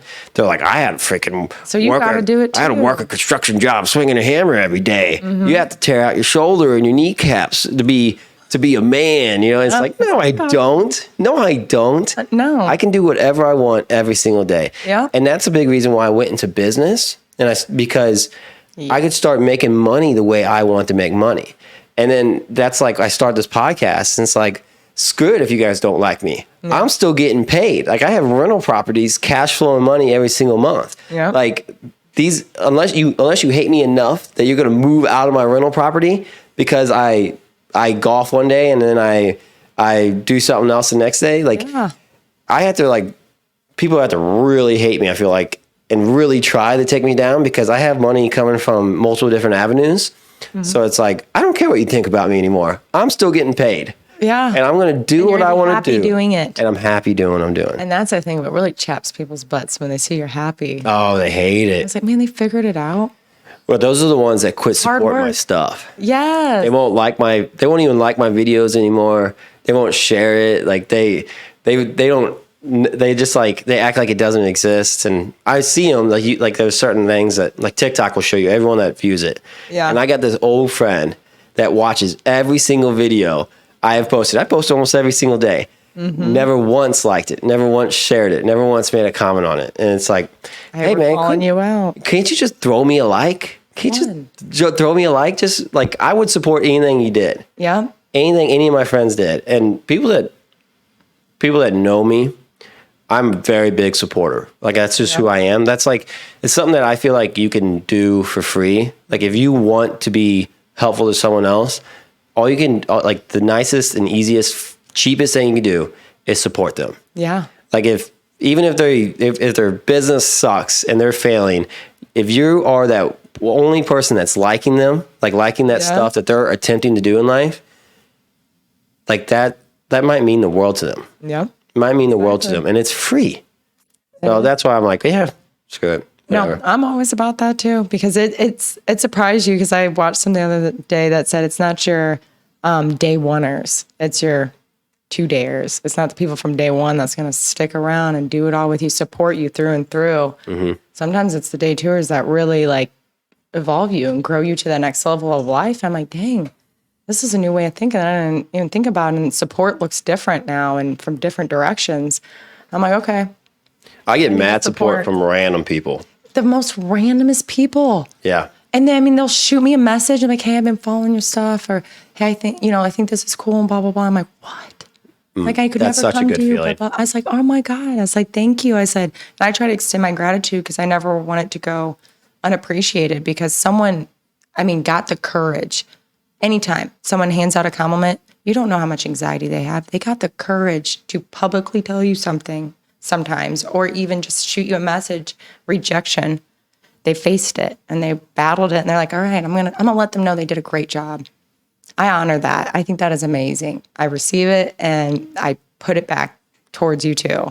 Absolutely. I always want that because you got to share that energy. You got to keep it going because it's what it is. It's our energy. Put it out and it comes back. Yeah, that's exactly. You're sharing a little bit of your energy. Yeah. Yeah, and to be able to give it back is so much. Support others and it comes back to you. Because every time. I will say, I throw a lot of support, and I don't get a lot. Not saying I don't get a lot. I do get a lot of support. So anyone that supports my stuff, I appreciate you guys. Yes, love you guys. But there's some people out there that I throw support at all the time, and I don't really see them. I don't see it coming back. Well, that's support back at that point. And it don't matter to me. Like I'm happy supporting them, and maybe they're busy in their life. Maybe they don't even recognize it, or maybe they just haven't realized in life that it's important to give it back yet. Or it's not necessary. They don't have to. But, I don't know. Are they supporting other podcasts? I don't know. I will say, don't even think like that. That's going negative. Yeah, I don't think, I'm just like, I throw it and I don't expect it back. But if they throw it back, I'd take it. I'm happy for it. See, and that is the better route. Because it is. It's like you got to give it without ever expecting anything. And that's truly when. Absolutely. If you're a true go-giver, you got to give without expecting to get back. Oh, yeah. Because that whole concept, if there's a will, there's a way. You'll figure it out. Like, you want this bad enough, it'll happen. Absolutely. I've seen it every day. That's where hard work beats talent. That's why, that's like something that I engraved in myself, and I learned that I'm like, if I want this bad enough, I know I can work for it. I know I can work for it. You can always work it. Every time. People don't realize that. I'm like, hey, it takes a lot of blood, sweat, and tears. But if you work hard enough and you put your all, it always pays off. And it's so much better when you get it. It is. If it's when just you do it your dang self and you put in that hard work, it is so much more rewarding than when you got help. When someone just gives it to you. Yeah. They're like, here you go. You're like, well, that wasn't that great. Yep. But if you had to work for it, like put in the sweat equity for however long, a week, a month, a year, 5 years, 10 years, It is so much better. That's that delayed gratification that is just so much. So much more worth it. That's why I'm like, for a person that is like, so I'll go on a whim. I'll do stuff. I'll follow a big dream at the drop of a hat out of nowhere. I'm like, man, that was pretty badass of myself or whatever. But yeah, I'll do it. But then there's times where I'm like, maybe I should hold off, slow my roll or just listen to your gut. Listen to my gut. Yeah. Because there's times where I'm like, I'll go for it. And there's times I've learned a lesson. But the thing is, I'm not scared of failing. I'm really not. It doesn't hurt that bad to me, at least. I'm like, what's the worst thing? I'm always like, and I don't want to say that in like in a sense of asking for karma, but like I've experienced so much in my life. I'm like, man, what's failure? You might think that's failure, but I tried my damnedest. And if I knew this product or whatever just isn't working, I'll cut it out. Like if I know this process, this part of the salon's not working, we're not going to do it. Yeah. It's not profitable or whatever it is. You can also develop, like you can, like if you know you're a go-getter, that's always going after things, you really like it. It only takes a couple failures before you start realizing like, okay, if I'm going to keep doing this, I need to make sure that I have plans in case it doesn't work out the way I intend it to, especially when it's like big money things. Like I did a thing where I was going to basically start a distribution company because I had my gym and I was buying products and like supplements and wraps. Yeah. And they did great for me in my gym. I loved it. And I was like, well, why don't I just buy a bunch in bulk and then sell it to local gyms and help them out too? Yeah. It didn't work out because I wasn't passionate about it. And I just wasn't like, I thought it was a good idea. I thought I was going to help people. Yeah. And I thought I was going to help gyms, and I thought I was going to help gym goers that are going to the gym. So that was my passion behind it. No. But the gym owners weren't passionate about it. And I started going there, and I'm like, you know what? I'm not really passionate enough to try to stay in it and sway them. But my failure in it, my mistake in it was I bought a bunch of product. And now I had to do something with the product. Luckily, I developed a strategy in case it failed. You know, because I talked to these companies that I was going to be buying the product through, and I already sold them in my gym, and it does great. So I was able to resell it all and make my money back. It just took me some time. Yeah. Because I invested a bunch of extra money into it. So I had a bunch of extra product. Yeah. So I still got the opportunity to chase the dream. Yep. Or chase whatever you want to consider it, the business idea I had. But I developed something in it that was basically an exit strategy. Yeah. Because I knew in my heart too, I was like, I needed that exit strategy because I was like, it could also make me a little bit of money. So I did it for two different reasons. I did it to help other people, but I was like, maybe it can make me a little extra money to push me a little bit farther in life. But as soon as it didn't work out, I'm like, nope, not me. I'm out. Because then you'll just keep wasting more money trying to wait to get it to figure out. So it wasn't worth my energy. You got to know when. And it's when you're not passionate, like someone that drives off a passion and like that drive to do it. You got to be, if you're not feeling it, it's not going to thrive. It's not going to work. Yeah. You got to know and listen to that part of your gut and say, all right, it's time. You got to, yes, you have to be passionate about it. Yeah, you do. You have to be passionate about anything that you're selling, promoting, like really trying to put your heart into. Or what happened with me is going to happen to that person too. Because the second it doesn't work out, they'll be like, yeah, I ain't got the energy for this. I'm not making any money. And then you just bought another huge shipment. And then now they're not, and you're like, nah. Because you'd have to really get them to be as passionate as you to sell it. That takes a whole team of itself. It does. Other than just one person. So, nah, that's not worth the loss of profits at that point. Right. Now, if you're passionate about it and you're like, this can really help someone and I'm going to do it. Then yeah. And where you can keep going back even after you got rejected after rejection after rejection, but you're like, you'll find a place that will say yes. Yes. And then for those people, boom. And hey, if you're listening to this, that's a freaking good idea. It is. You get your passion up, man. Yeah. If somebody wants to do it, go take my idea and do it. I wasn't passionate about it, but someone can slay. Exactly. Someone can slay at it. You just got to want it. And when you want it, it shows. Because if you don't work hard enough, it'll tank. Yeah. And I knew right away. I'm like, I'm out. So I want to go back to your story because we still got to get through the story. I want everyone to know the story. Yeah. You joined Roots Church, right? Or just not, I don't even want to say Roots Church anymore. I want to say non-denominational church. You joined this non-denominational church.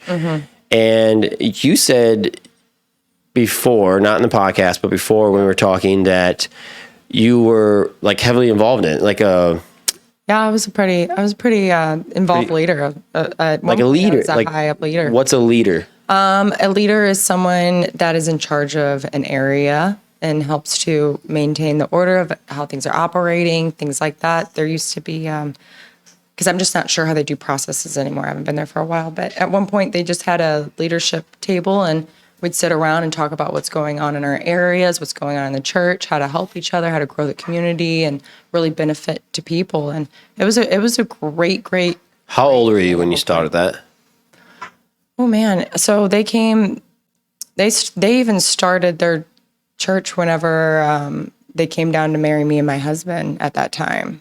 And so when they came down to marry us is when they told us that they're going to take over the church from their parents and do it there. And they really needed some help and they think we could do it. And they looked at me like, you got this. I'm like, yep. Young 20s then?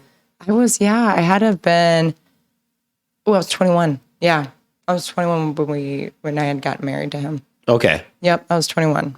I had to think. I mean, it's once you get to the 30 mark, I was like, Sure. man, that was 10 years ago. I know. I was like, I don't know. In my life, there's so much that's happened, chapters that I'm like, I don't know. I really got to think about it. Well, a lot does happen in 1 year. Yeah. People think a year is like not that much time, but so much changes in a year. So much, at least to me. If you're trying to grow and to be a better person, things will start to change. Yeah. You get up every day working on it. But I want to go down that path. Yeah. So how long were you like a leader in the non-denominational church? From that point of 21 up until 2 years ago. I mean, no, I took a break when I went through my divorce. So I wasn't a leader at that time. And then when I came back, but at that point after my divorce is also when I had told them that I was into girls. I was at least attracted to them. And so you were a leader for like 7 or 8 years. Yeah, it was a good amount of time. Give or take. It was about that amount of time. And then when I went back after my divorce, I wasn't allowed to have the leadership position role because I had come out to them that I was coming out. Like, I mean, I was going to date girls publicly. So, and we had a So they said you couldn't be a leader if you're gay. Yeah, but you can be a volunteer. It's good. What's the difference between a leader and a volunteer? Does a leader get paid? No, there are volunteers as leaders, and then they eventually over time grew their staff where they had certain paid positions. So like, the accounting, there's some that did all the booking and stuff like that. They did pay them, and there was just other certain roles that they paid people. So you could still be involved in the church. If I was gay. Yeah. Yeah, I could. Like they're like, yeah, okay, but you just can't. When you say leader, you can't be teaching. I can't be teaching, and I wouldn't be able to do youth group anymore. So that was one of the reasons, because I had done youth group for a period of time that I didn't want to come out, and I was married to a man, so I was like, no point. Yeah. No point. I mean, that's just something I'm going to bury deep down and keep praying about. And then, it never happened. And then when I went through my divorce, I was like, oh, shoot. Like, I can really, really go into this if I want to. So I felt at that time kind of obligated in a way to go to my pastors and tell them that I was attracted to women. And I didn't know how they were going to handle that conversation because I was a big leader previously. I had gone on a break to go handle my divorce and stuff like that. But previously I was a big leader, and I was a youth teacher and all this stuff, and led the group and, things like that. And I was like, man, they're going to be mad, or I didn't know how they were going to respond. And at that time, that conversation, they were like, no, I mean, are you dating anybody publicly? And I'm like, no, not right now. I don't know what's going on. I'm going to take some time to figure it out. And they're like, well, let us know, but you can serve right now. I didn't really dive in deep, but they're like, well, we love you. And so I was like, okay, but I didn't date anybody publicly. I didn't post pictures. I didn't, do So is that when it became a problem? That's when it became a problem. Because I was a lot of. That's so crazy. I was a very big, probably, I would call it like a face for the church at the time. Like I was on all their pictures. I was in videos. I was on the front row every day. I mean, a lot of people called me their golden child in a way. Like, I mean, they kind of took me under their wing. And during youth, when I was in their youth group, and they saw this broken girl and they took me under their wing, and I was. So they didn't like the fact that you were gay. Mm-mm. Did they care about tattoos? Were you tatted up at the time? So anyone that's listening, no, that's funny. Vanessa has neck tattoo, arm tattoos, chest tattoo. She's got a tattoo on the side of her face. Yeah. She's all tatted up, just completely tatted up. They didn't care about that? No. No. Sorry. Previously, so that's kind of gone through phases. I think over time, different various ways of being educated, they started to lessen certain parts of their beliefs. So when we were younger and I was part of the youth group, tattoos were not a thing. Like they were frowned upon, they didn't want to be judgmental. No one was judgmental, but it wasn't really something you should do. And then over years, I had gotten tattooed anyways. And then over years they come back, like, yeah, we got tattoos now. Like we look at it different. And I'm like, okay. And then so that people started getting tattoos, and then over time that ideal grew. And so because that changed and kind of made a move, and it was so positive, actually, I was like, man, maybe the gay thought is going to change. Mm-hmm. Like, how they, present themselves, but how they really feel, maybe it'll change over time. And they'll accept me for who I am. Yeah. And I kind of thought, like, with like all the different various volunteers that are also homosexual or identify as whatever sorts, volunteer and things like that, that they served, I was like, okay, maybe things are we really are different. We're changing. We're more progressive. And it's not like my church treated me bad. My church didn't treat me bad. Even when I started bringing she was my girlfriend at the time, Kang, when I started bringing her to church, I was like, well, we're going to see. No one treated me different, acted different, or anything like that. It came from the source. When I had a private discussion with me, pulled to the side on a coffee date. And so then I got to really... Wait. Write that down for me, because I think that just skimmed over right there. So it's not like my church had a problem with me. It was one of the... Ladies in the church? Oh, the pastor in the church didn't like it. It wasn't him. It was more so his wife his wife. Was she a leader in the church? I mean, she does different various roles, but she had a talk with me, because I'd given the pastor a chance at one point, like before. The pastor didn't care though. Not to really, he never said anything. Like, he never did anything, never said anything, and showed that he cared, and said, like, from what I had received to him was that what he said. And what he said to me was like, I love you. At the end of the day, I prefer you to be with a man, but I love you. Like, I love you. And I was like, okay, that's it. That's all I needed. And so, he stood by that. Wait. But was that in the same conversation? He's like, I love you. So I think we need but my wife doesn't, and you need to get out of freaking church? Or what? I want to know what happened. Yeah, I'm trying to this figure out. This is a story in itself. Yeah. So we need to give this a little bit more, because the one thing is, I don't want to paint the town red. Like, I don't want to, because I was a very big leader there at a time, and I have not spoke out about it once. Okay. So is this okay? Yeah. So if there's something you don't want to, if there's something you don't want to say, I'm not gonna. No, I'll say what, like, this part, like how it all happened, but I won't go into details of the conversation. Sure. Yeah. That was had with me. Okay. So, leading up, I was very involved. They took care of me, and I was very blessed, and they did a lot. Especially, I had been traumatized. I've gone through things, and then fast forward, my mom died. And that hit me hard, because it was the year I went through my divorce. And I was like, shit, like, I just lost everything all in one go. It's a tough year. And so, like, they were there taking care of me and helping me. And then it wasn't until this whole kind of, I think in the past I used to take it as like I tainted their image, because I was so heavily involved with them. I was close with them, close with the church. I was a face of so many things, and I was favored by a lot of people. A lot of people loved me, and I brought in a lot of people that were different, that were weird, that, didn't think that they belonged to a church. And I was like, no, look at me. I go there. you should come too. They accept me, they'll accept you. And they did, they had that wave, that feeling. But then, it came to what it broke down to, what they said, they stood back behind on the pulpit, that all sins are created equal is not really how they feel. Some of them, and all I can say is that's how I took it from her.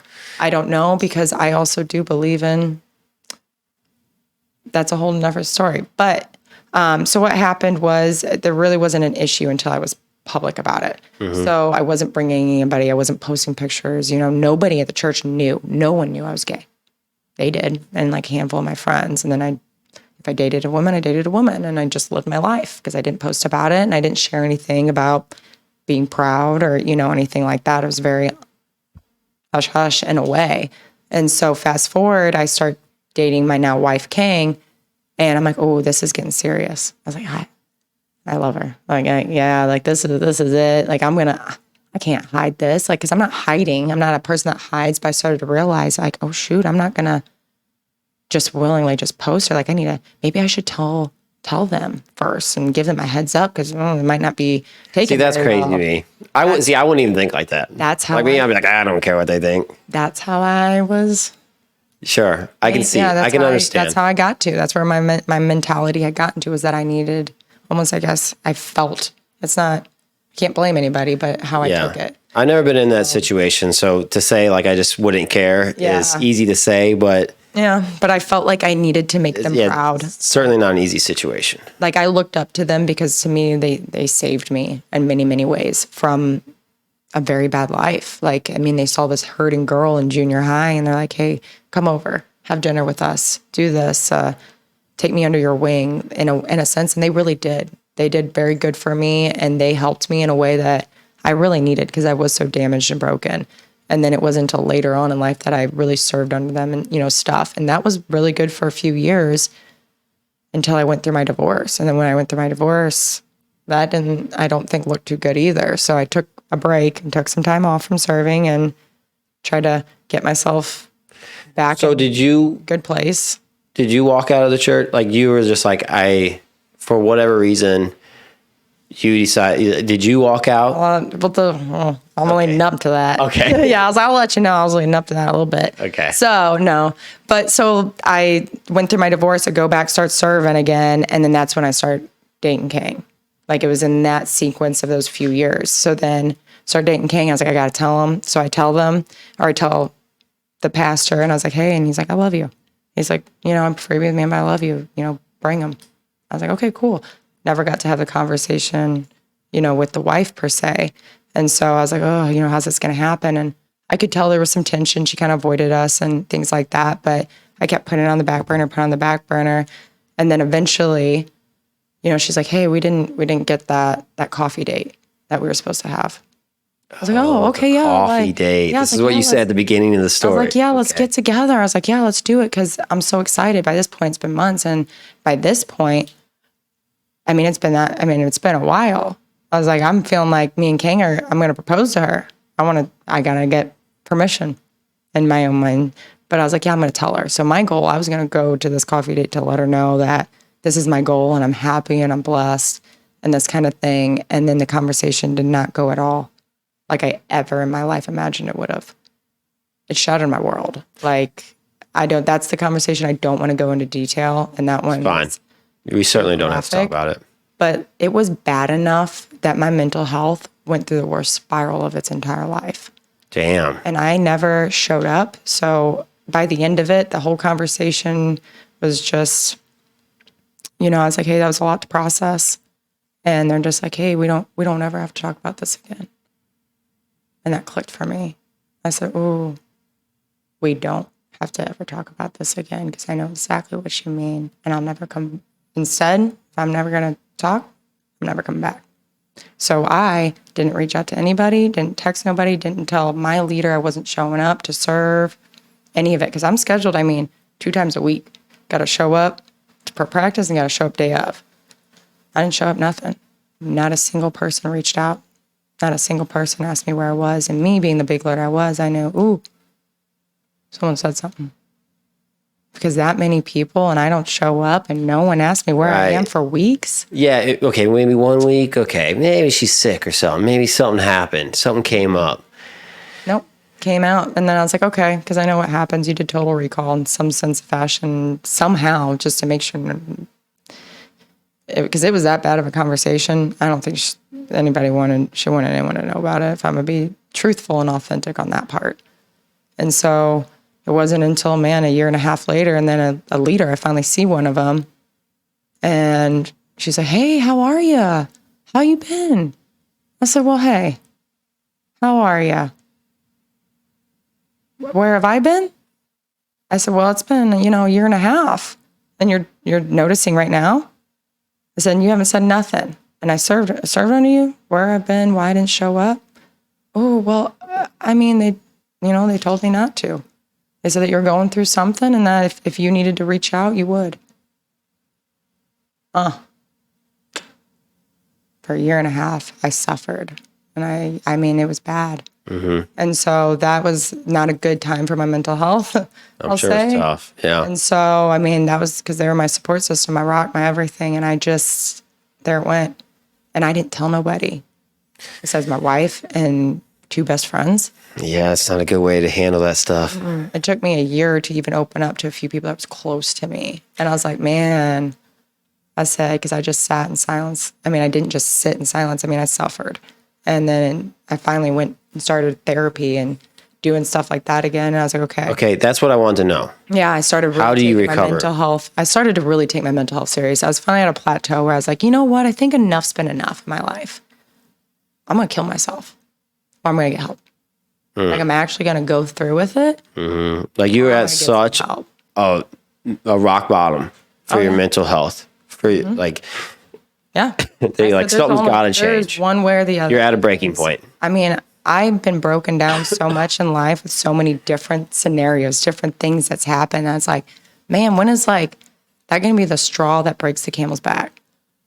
And I was like, I can only take so much. I'm only so mentally healthy when I have a whole diagnosis list of my neuro problems. And I'm like, no, I think I've reached my limit. It's like I didn't feel any love anymore. I think that's when that went out and then I stopped loving myself. There was no hope for me at that point. And so I was like, nah. I was like, no, my support system doesn't love me. Nobody loves me. That kind of mentality. I got to do something. Lots of negative thoughts in your head. Yeah. So my very first thing, my first bout of it was doing, psychiatric help. I started seeing a very good psychiatrist. I started really giving the drugs a trance and things like that. Why did you choose therapy? Well, I first chose, therapy happened in 2 different steps because that's a whole process in itself. And that's honestly a really good mental health segment. And that's... Well, okay. Well, you say, what was the first thing you did? Which part are you talking about after the whole... when you decide, church debacle? Yeah. After the church debacle, you go and do this mental stuff. You're like, I was like, I'm going to need something. to see if I'm the problem because I really wanted to know, is it me? Is it my mental health? So you're battling mental... spirituality? After that, you're going through this downward spiral mentally where you hit this rock bottom. Yeah. And you're like, okay. One day you're like, something's got to change. I got to fix something. I'm not happy. I got to make myself happy. How do I make myself happy? What was the first thing you did? What was your I try to give a damn. I try to want it. Honestly, that was the first step because if you don't want it, you got to want it enough, have the will. Because I didn't want it, and I didn't want it for years. It took me a few years to get out of a funk. I didn't start getting better until probably a year ago. Really, when I battle and you take that mental health and you break it down. How'd you get there? How'd you get the want? How'd you get that? It had to hurt enough. I think life finally hurt enough. I was broken in that right way. My spirituality was tested. And all those years of abuse, things that's happened, I still believed in God. Mm-hmm. God had my back, and I don't give a crap what no one thought. Mm-hmm. And finally, someone powerful enough really made me test something. And I said, God, am I really that wrong for being gay? Am I really that worthy to not be liked? Is it that bad? Am I the wrong one here for being this way? And I had to decide all these things. I was like, God, do you hear me? I'm hurt, man. How many times am I going to be hurt year after year after year? How much pain do you want me to take? Do you hear me? I finally started asking him that question because I didn't test God. I mean, I didn't test him for years. I feared him in a way. Instead, started testing. I said, God, I need you to start answering something. I need you to be a little bit more specific with me because I'm on thin ice. And either I'm going to meet you a lot sooner or something. And then I just felt it. Like I just felt, because I felt the Holy Spirit a few times in my life, and I just felt it come over me. And he's just like, man, you just gotta listen. And I'm like, listen, what? And like that's a whole nother story in itself. But I want to know what the God. first thing you did to get out of the funk. Like what, like the turning point. Like what happened? Like how'd you start to get out of the funk? I found, because this, honestly, the like Western medicine wasn't working. So I was trying to go more Eastern and just doing therapy, psychology, or not more psychology than psychiatric. Going to a therapist, counseling. I started talking to finding someone that actually fit with me, that was right for me. And I started just letting a lot of stuff out. I said, were you going in and sitting down talking to someone? Yeah. Okay. I was going in face to face. I was like, I gotta get some shit off my chest because I can tell I'm not healing. Did that do it for you?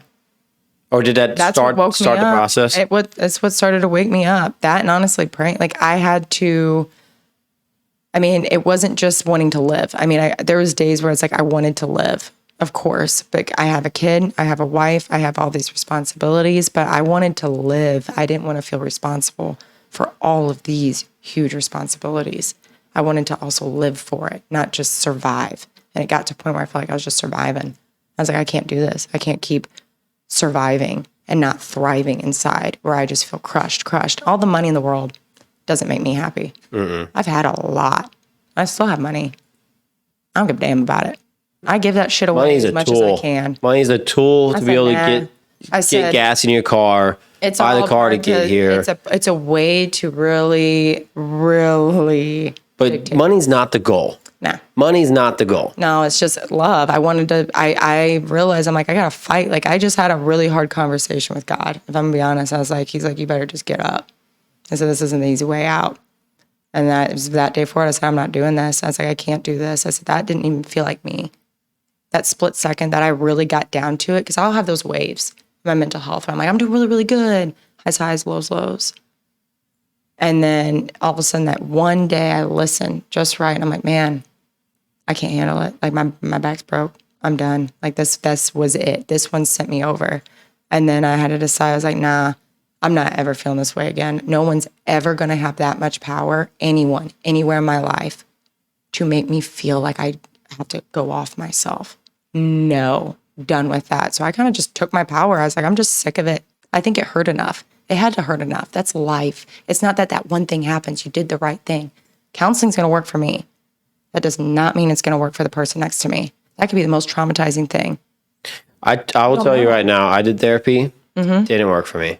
Because I went through some things. I'm like, I think everyone's going to go through something in their life. If you've never gone through anything hard in your life, whether it's someone close to you dying, going through like a heartbreak, going through bankruptcy, I don't know, like traumas in your life. They build good character. They do build good character.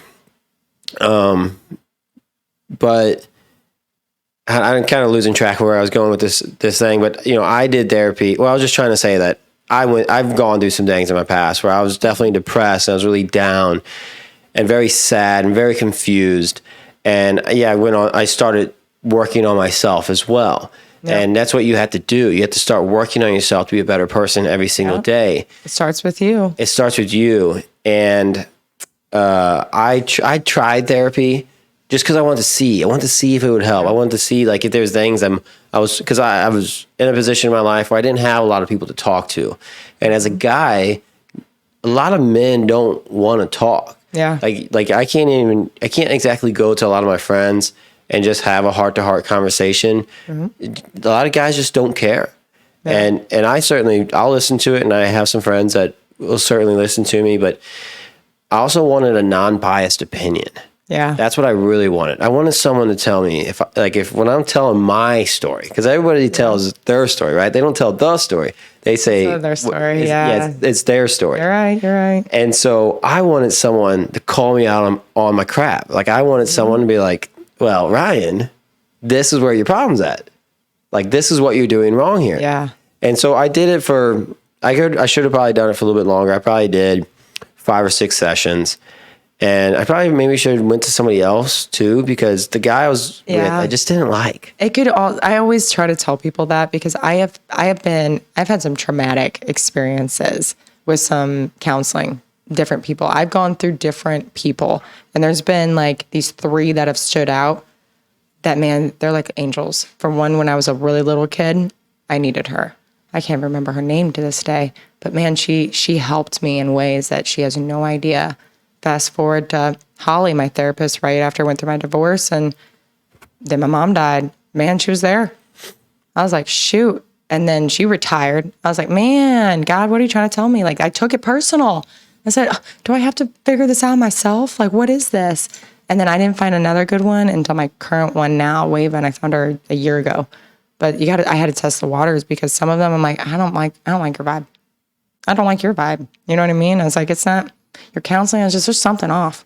That's how I was with Let me this go to guy. the next one. Mm-hmm. You know, I was like, because it's like I had enough faith. I was like, there's going to be a right fit because clearly if I can't handle this baggage or whatever it is that's inside so much that I'm going to reflect onto other people, do anything that I know is not the character that I want, I'm done.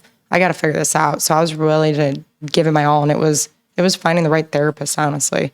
And it's not like she didn't tell me what to do right every day. Like, man, she really made me figure it out. And that's what made me change and long term. But I think it's also, I'm a very spiritual person. And then I finally allowed myself to just tap into it and I don't hold back. I don't have a religion. I mean, I grew up Pentecostal and then Christian really, and that's where my basis comes from. But anymore, I'm like, man, no, I really do not have a religion. I've learned so many different things from so many different cultural beliefs and things like that. And I'm like, man, we all kind of have the pretty much same big message. We're all talking to probably the same big guy upstairs. And it's all about love. The bottom of where all these religions and things come from, man, the secret is always love. Just loving your neighbor for being who they are and not judging, not giving a damn because it's not affecting your life. Love. That's it. I'm going to try to practice that. Is that where the books come into play? Which ones? Any of them. The poetry, you know, any of them that fit the situation. Like, and I'm talking come into play as what's helped you grow into a better person, like internally, like mentally, and your heart, spiritually, like how you feel, like your soul has. Like, do you think maybe that's why you've been pulled to some books? Yeah, there's definitely like that's helped in a therapeutic way too. Yeah, like I'll dive into books. Like I was reading stuff on chakras and different things because I'm like, man, that's like everywhere. Mm-hmm. I just don't see it in the Can Western. I suggest a book? Or maybe you read it. That'd be cool if you read it. There is a book on my bookshelf behind you. Ooh. Let's see. And I just got it, and I found it on TikTok, believe it or not. This book loves it? Hold on. I'm going to get up and get it for you.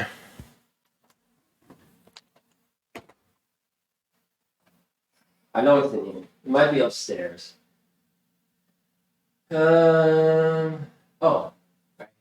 This book. You can't see it yet. Okay. It's a secret. I'm like, what is it? What is it? It's a secret. Okay, so I want to explain the book and how I found it. And I haven't read it yet. All right. I found it on TikTok. I was just scrolling through TikTok, and you know, TikTok is like algorithm based, like it's all off of stuff you watch. And the guy's name is Scott Stillman or Scott Silman. I think it's Silman, who wrote the book, and he has a TikTok, and he posted like a quote. He's like, if you're this kind of person, swipe this way. And then he had a page from his book, and he highlighted like a couple paragraphs of it. And I read it for whatever reason. I don't know why I even wasted my time reading it, but I read it and I'm like, man, I really like that. And I felt connected to the book, and so I bought it. Just Okay. off of the one page I read. It's Scott Stillman, and it's called I Don't Want to Grow Up. I don't want to grow up. Life, liberty, and happiness without a career. And it's like and I think it'd be a pretty quick read. Yeah. This is I don't know how to explain it because I haven't read it. Yeah. But I know Scott Stillman is very connected with nature. He does a lot of nature hikes. That's what I get to. Just a lot of time in the wilderness. And I don't know a whole lot about the gentleman. And he has a lot of books on nature. Yeah. This book, is literally, he talks about life, liberty, and happiness. Yeah. And something in the book I really connected with because that's happiness is so important to me. And I realized when I was going through depression, anxiety, and having problems in my life, I was very lonely for a good portion of my life and just lost. That's when I realized happiness, focus on happiness because that's what really matters in life. Just being happy. Because you only get one life.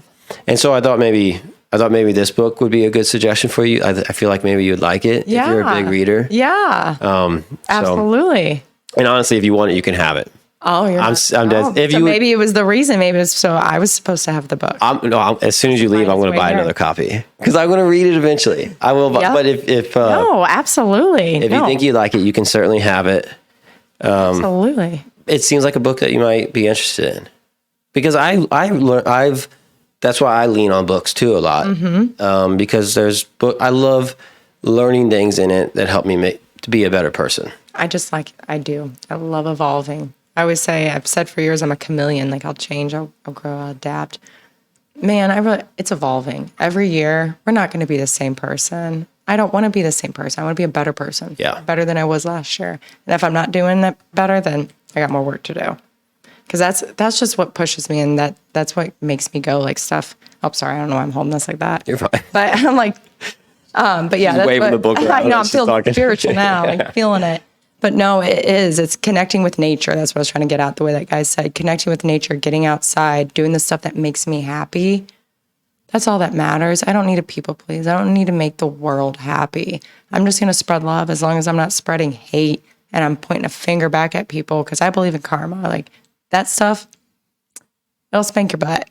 And I don't want to put out there and receive anything back because that's what it is. And I'm like, man, that's all. If we could just get the message of loving everybody, loving your neighbor, things like that, we would really do a lot better in this world. But would you say that's what really helped you? Yeah. I stopped looking at all the bad because it's there.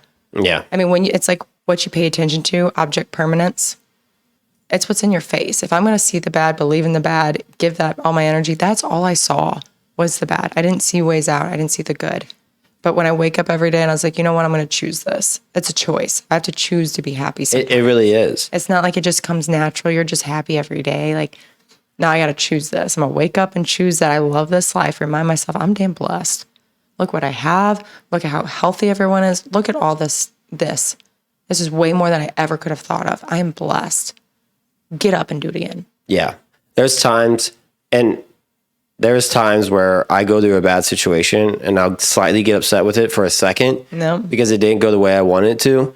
And then I'm upset about it. And I'm like, dude, just be freaking grateful that you're in this situation. Yeah. And so I try to spend more days thanking people and being grateful for what I have than spending days just wishing I had more and being ungrateful for the things that I want in life. And I'm upset because that's when I started taking responsibility is when my life started changing. When I started taking responsibility, you gotta do it yourself. Yeah, for my actions and the things that happened to me. If I used to be the kind of guy that if I was driving down the road and my tire blew out, yeah, I'm like, oh, woe is me. Just my luck. My freaking tire blew out. And I'm like, and back in the day, I used to let it upset my entire day. And I'm like, oh, well, now I'm late to work. And now I'm down $150. And now my tires don't even match. My truck looks all funky looking. And I would just find everything to hate and hate and hate. And just hate it.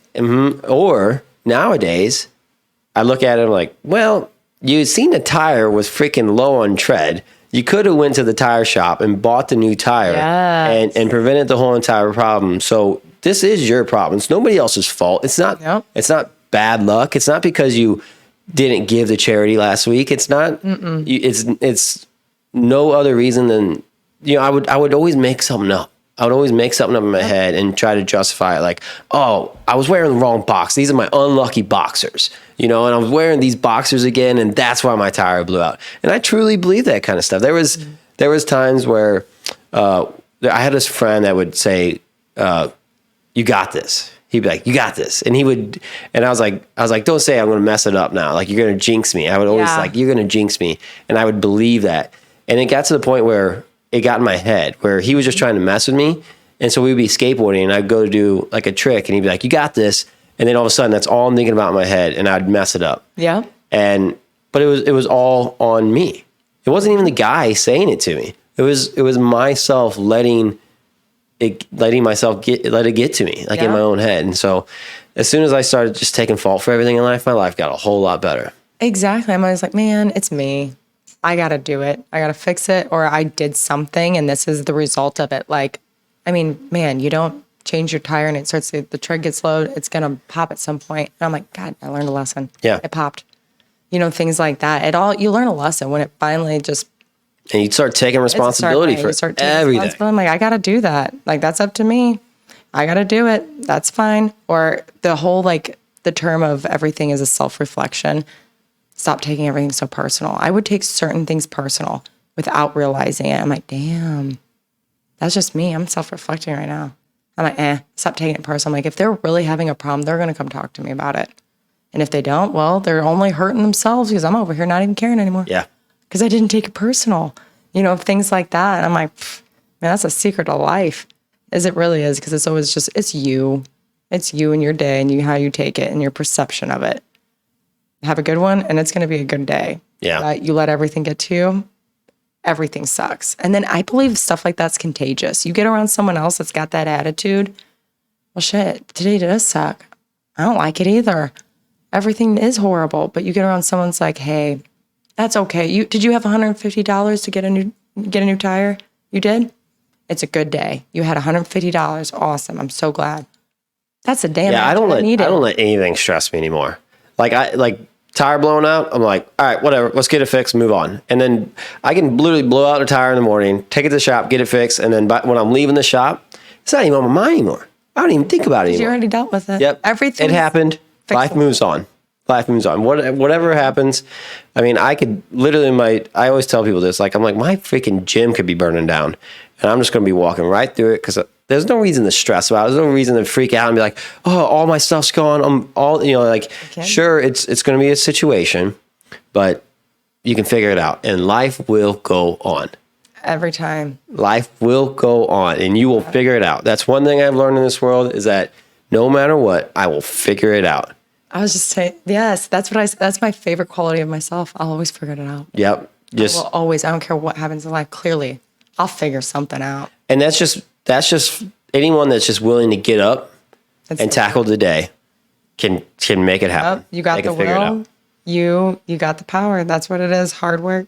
Hard work beats talent. Yeah. Mm-hmm. It really is. You just got to put the work in. That's There's a lot of very talented people that don't work. Like they're not willing to work. Like I always think of like the kids that are like naturally talented. And so they're really good at a sport young. And then the kids that weren't that talented, they had to work really hard. And they're the ones at least making it to college level. Yep. I think the talented and the hardworking ones are the ones that go pro. Yep. Like they recognize their talent and they recognize that, hey, I'm not going to make it to where I need to go without the hard work. And combined, those are the really successful people. But I think the hardworking ones, they make it pretty freaking high. Yeah. And then the natural talented ones, they don't really make it that far unless they're willing to put in the hard work. Because they got to have passion. You got to want it. Yep, you got to want it. Or what drives you. And a lot of them lack the passion because it was just given to them. Yeah, you don't have the same value for it. Nope. Anything, I've been given certain things in life. It's happened. People call it luck or whatever. And anytime something was, I did not have the same appreciation for it. I know. It came and went. I hate that it's that way, though. I hate that it's that way. Why did I appreciate it? Yeah. Well, no, I'm just saying, like, I like right now, like I'm, and I don't want you to say anything, but this, over here on my furnace right here are some prototypes to a product I'm getting ready to launch. And it's not going to be until like January. Okay. So I can't talk about it just yet, but I have to work. Like I had to sell a house to come up with the money to pay for the tool. And then I'm like working on getting the box made. I'm working on getting branding made. I'm working on all this stuff.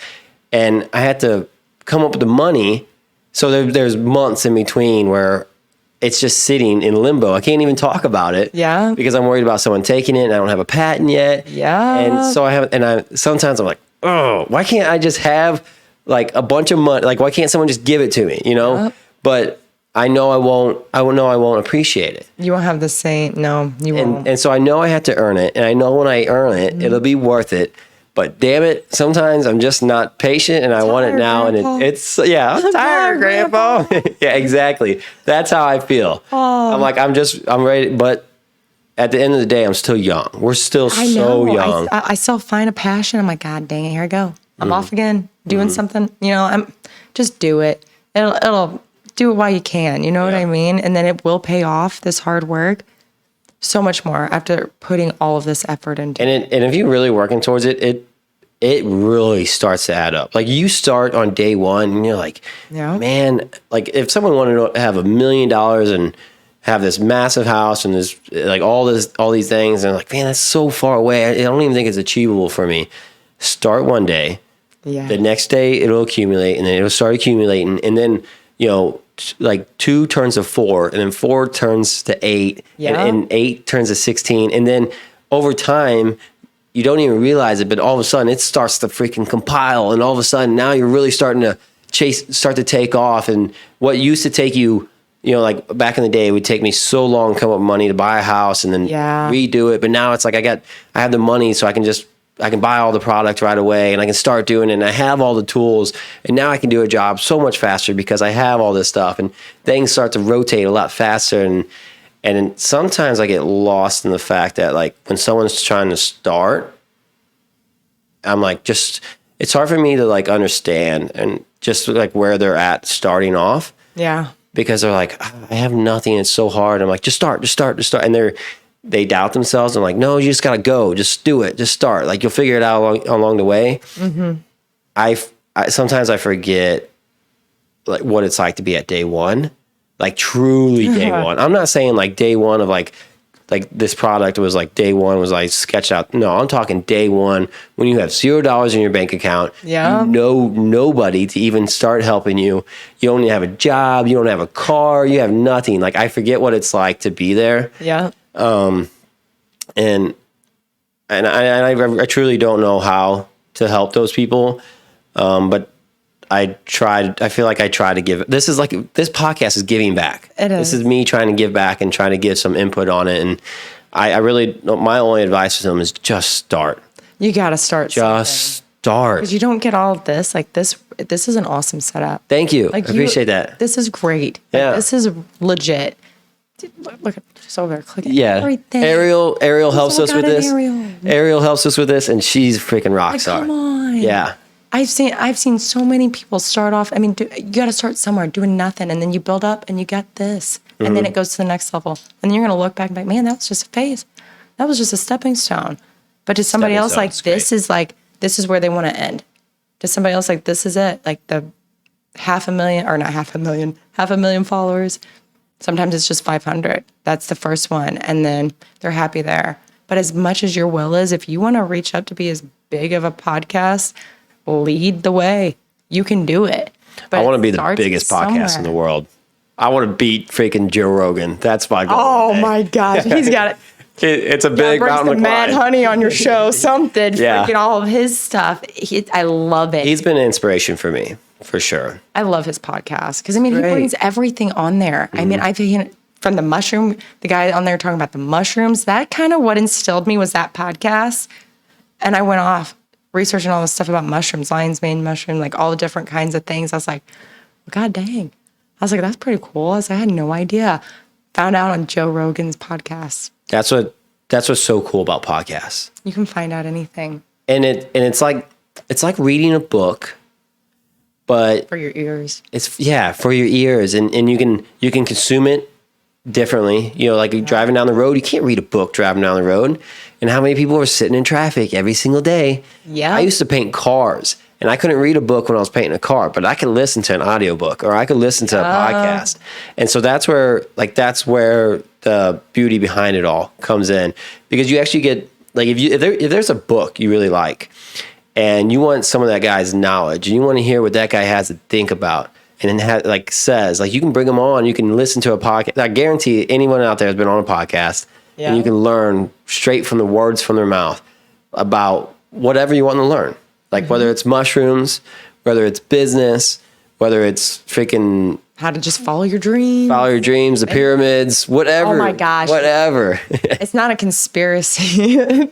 Like, you know, the whole thing about conspiracy theories, I said it's only a theory or it's only conspiracy theory if it, damn it, you know what? I'm not good with metaphors. Get me off that train. Okay.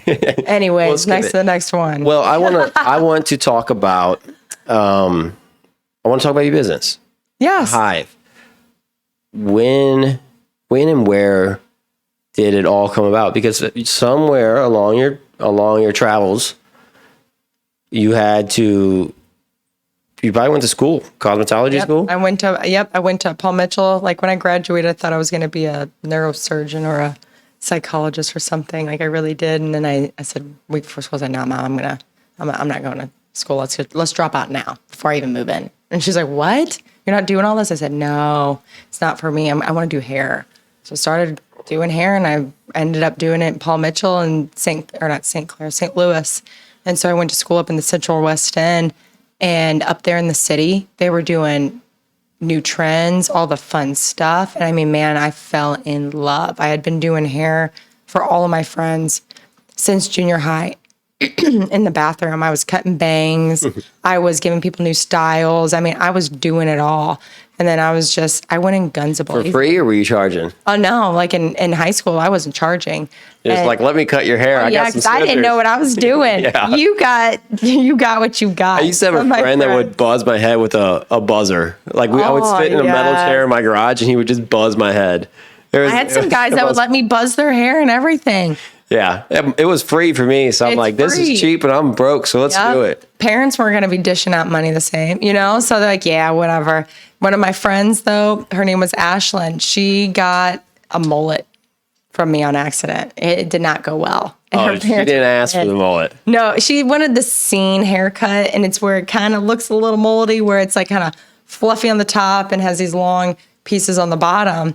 And so I was like, yeah, that's a mullet, right? So I'm just chopping away. I mean, I don't know what I'm doing. It doesn't look great. She's like, this isn't what I wanted. I'm like, well, Ashley, I can't put it back on your head, man. So she goes home, and her parents are like, no, we're not fixing this for you. You gotta have it. She had that haircut forever. Oh. Fast forward. I mean, Ashlyn still, she knew the risk she was taking.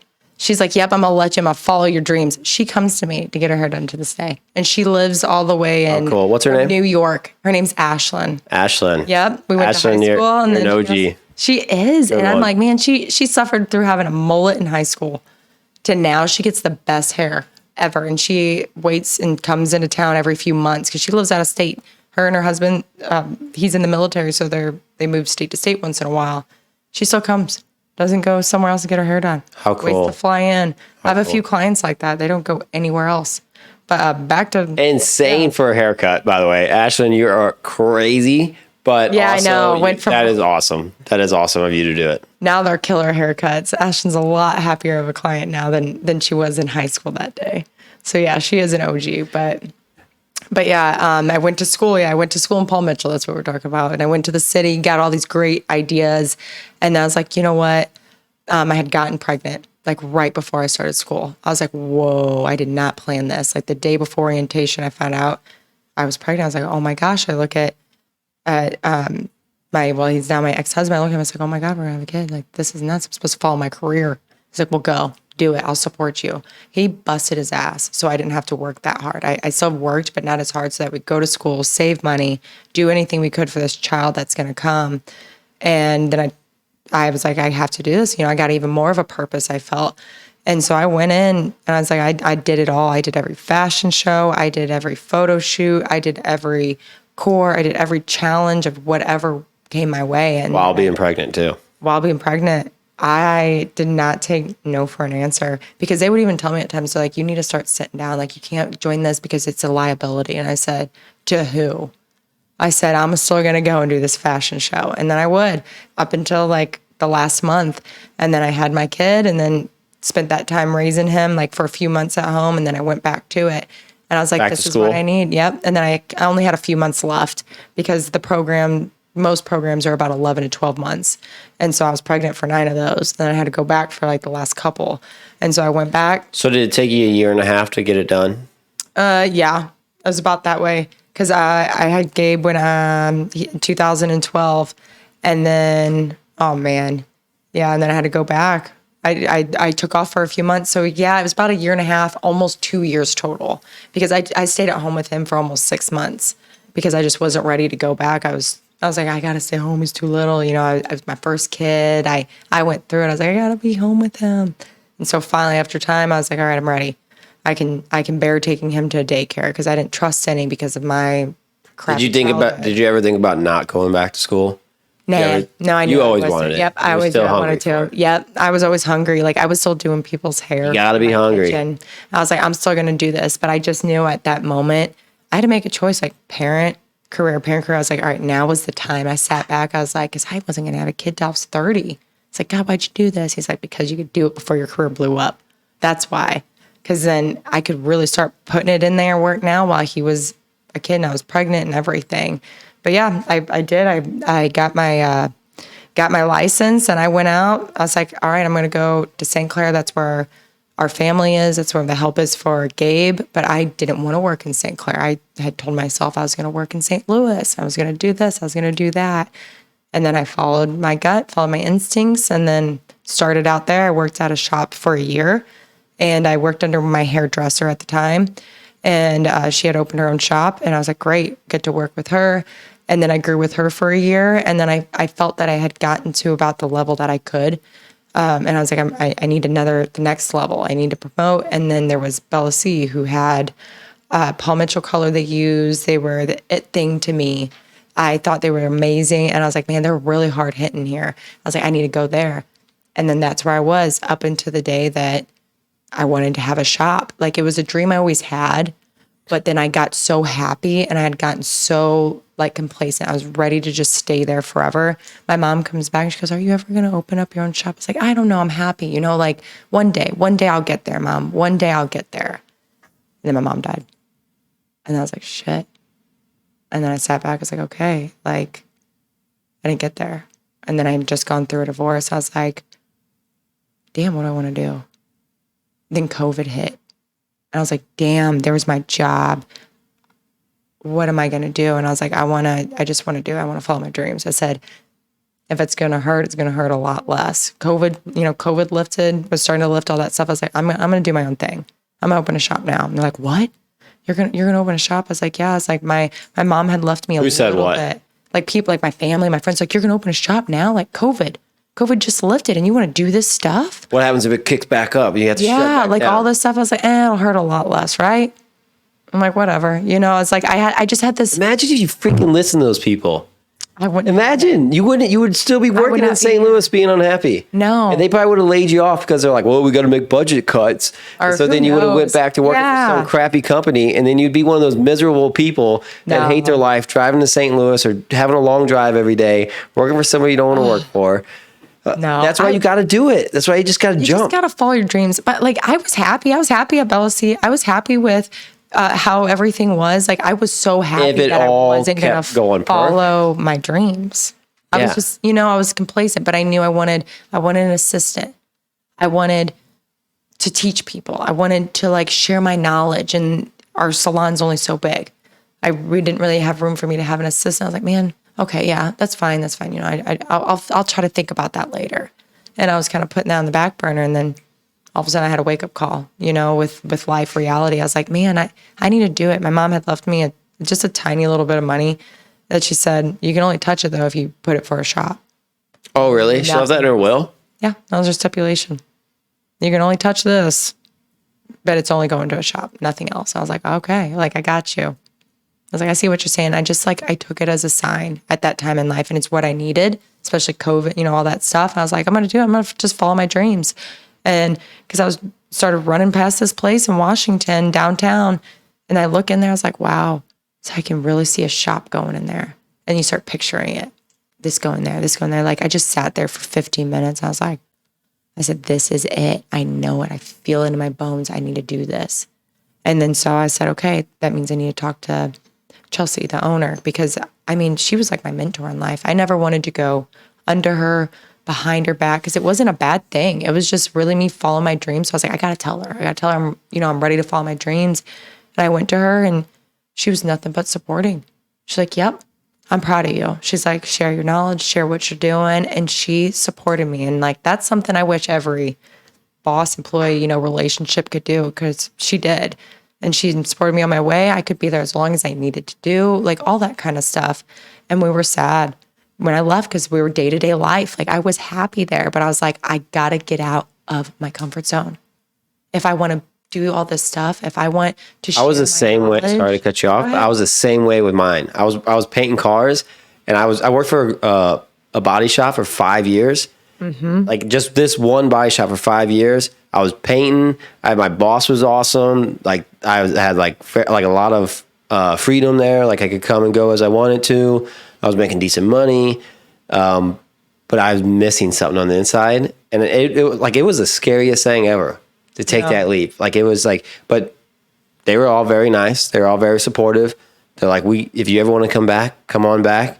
Still talk to them all to this day. They're all still so nice to me, very supportive of me. Like sometimes they'll randomly send me a message and be like, hey, it's great to see you doing so good. Yeah. And we're happy for you. You look happy, and we're so happy that you're doing what you want in life. Yeah. And like that is so much, like I was happy where I was at, but that is so much better feeling. Yeah. So like I get that feeling. I totally understand where you're at. Share it with people and like get them to do it and follow their dreams. And then, it's really that, I hate to tell people, like it's sometimes that simple. You want it, wake up that day, decide it, put your all into it, go guns a-blazing. I'm like, I'm all in.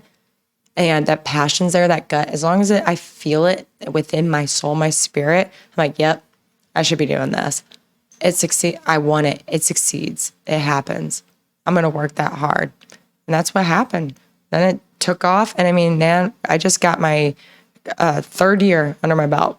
Been open for 3 years and I'm going to my fourth. And I'm like, wow. I said, here we are. Like this year, I finally felt like I did it. I made it. I'm where I want to be. It's how I want it to be. The process, how everything's flowing. Inside, I'm thriving. Cool. I got a balance. That's awesome. I got a balance between work, life, home, all of it. And my team's amazing, but it took some years. It took some hard lessons. Like are you saying from day one of starting the shop? Yeah, of starting to. Because that's what I want to talk about. Yeah. I want to talk about that. So, because I could see someone listening to the podcast mm-hmm. and like they're wanting to start their own. Is it a salon or what's it considered? Yeah, it's like a salon and barbershop. Well, what would you label? How do you label it? It's kind of like a collective, honestly, because it's just a salon, barbershop, beauty bar, like all that kind of stuff. We do a lot of just aesthetics, hair, skin, or not nails anymore, but hair, skin, barber, all that stuff. Beauty shop? So yeah, it's like beauty shop.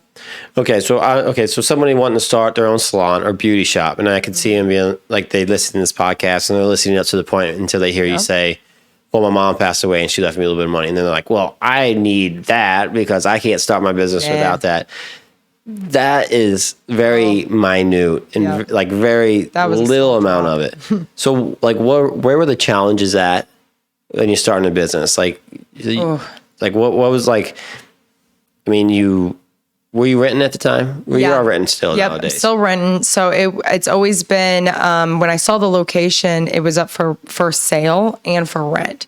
But it's a huge building. It's 3 stories. It's the auto and company building downtown Washington where they used to have the furniture store and everything. It's massive. And so I said, you know what? I have a few clients. They'd invest. They've talked to me about that if I really wanted to buy a big building or, a business or things like that. I'm like, okay. Because I have enough of my own savings. I've saved up money. I'm really good at saving money because I've had none. So I am always diligent about, I have a budget. I write everything down. We mark it off, things like that. And I save money because there's going to be a rainy day. So I had enough money, saved up, things like that. But I'm like, man, but this could be a potential investment. But hey, how about I want to rent it for a year, see if I really like it before I just go in, because I said, man, I've gotten into too many situations, buying a house, buying things without really getting to see how something handles for a year. And you're like, crap, that broke. This happened. I was like, there went $300,000. Like that. I'm like, nope, I've already learned some lessons. So I said, I'm going to rent for a year before I commit to buying this place. And I'm glad, because at the end of the day, I didn't end up wanting to buy it at that point. And I'm glad that the new ownership who bought it, they got the money, they got all the funds, and they're like putting it back to a good place, taking care of it, painting it. It was great. It's not like it was run down. So you don't have to own the building to get it started. No, it doesn't take $300,000 to buy rent it. Yeah. Yeah. Well, or $1 million. Yeah, whatever. Like you don't have to have this big chunk of money to buy a building. You need your first month's rent, your last month's rent. Just like a house. It's renting like a house in that sense. If you can rent, if you've ever been in a rental situation, renting your business space is the same, at least with the landlord, depending on how much are you going to change the space. Is it going to be permanent, like permanent structure, or what is it? Because 9 times out of 10, the owner's not going to pay for anything. You want something different, you're going to pay for it. Yes. That's pretty much anywhere. And that is business, because you might not stay 3 months or a year. New businesses have no guarantee that they're going to stay. So they're not going to put in all that money into a business and changing structures and doing this and doing that for the off chance that you are going to work out. So yeah, you got to put in that money, and you got to put in whatever you want to do. So you're going to have to save up some money, and you're going to have to save up money, or you're going to have to be able to apply for those amount of loans. But it's still a hell of a lot cheaper because the level of extent to renovation is solely on the individual. You could try to find a building that maybe all you have to do is paint it. That's ideal. You don't want something that you put, I'm going to be honest, I learned that. You don't want to put a ton of money into it. Right. Because you have to be able to make your return. There's a certain amount of things, like with certain stuff that I've tried, where I'm like, man, I'll never make my return back on that. And a salon, do you think someone could get away with being minimal at first, having a nice chair, having a if they're in like a suite, it doesn't have to be fancy though. Do you think, like, if someone did it very basic, you could do painted something walls, nice flooring, that's it? I think you could do something basic, but what's your intention? Like, what kind of clientele do you want? So that, what kind of price point do you want? And are you just sitting there with your friend? Are you, I'm thinking day one, like say they want like a certain clientele. Day one, but they're like, I barely have enough for first month and last month's rent.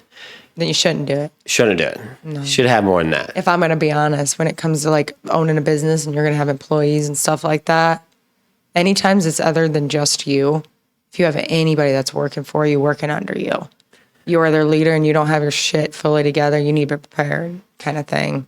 Yes, I would totally agree. Ruin people's lives. Definitely totally agree. You need to have some type of business preparation. You need to know how to at least somewhat run a business. And like that's a hit and miss, because it's like you got to have the money. Like you got to have the money, because I've seen people that are not good at business and they've had enough money to save their ass, and then they hire a manager or whatever. Couldn't someone that knows how to cut hair start out very basic and like to have just first and last month's rent is like cutting it? Are you talking about like just to be a booth runner? I'm saying like if I wanted to be a barber, and I found a place that will rent to me for $500, and I went in and painted it, and I just for the first month or 2 months went in very basic, because all I have is enough money for first and last month's rent, enough money to get me to work and back and pay for my means of living. But I don't really have a bunch of money to get decor and start attracting people. And I can't afford to pay anyone yet either. Yeah. But hey, maybe for the first 3 months I go in and I start cutting hair and I try to get some money rolling. So then as I'm going, hey, I can buy this I can buy a nice couch. I can buy some nice chairs for waiting room. And then maybe a year later, hire someone in to help assist. Yeah. You could do that though, right? Why not? Why Well, I can't mean, do you that? could do like that sounds like to me that sounds like the most perfect salon suite situation where it's like you can rent out what feels like your own little just mini salon to just you, and that is perfect. But if you want like a bigger space, bigger business, you're not going to make that revenue. I You're see. setting So you're yourself up saying you for should rent. failure. Start off as a booth runner, running Gotcha. under somebody, things like that. Don't go off guns blazing trying to open up a business, but you can be a booth runner. You don't have to be commissioned right out of school. I was a booth runner. I didn't commission anywhere. I said, you know what? I'm going to work as hard and I know I'm going to work for myself kind of thing. And I got a mentor in that way.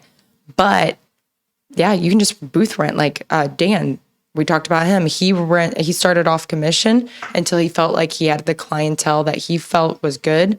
And then he was ready to booth rent. Because I encourage everyone, you don't have to do one thing or the other. That's why I have my shop designed the way it is. So I encouraged him. I was like, yep, work as hard as you want. And when you're ready, let's do it. And then I would ask him, hey, how you feeling? It's like, let's wait another month or whatever it could be.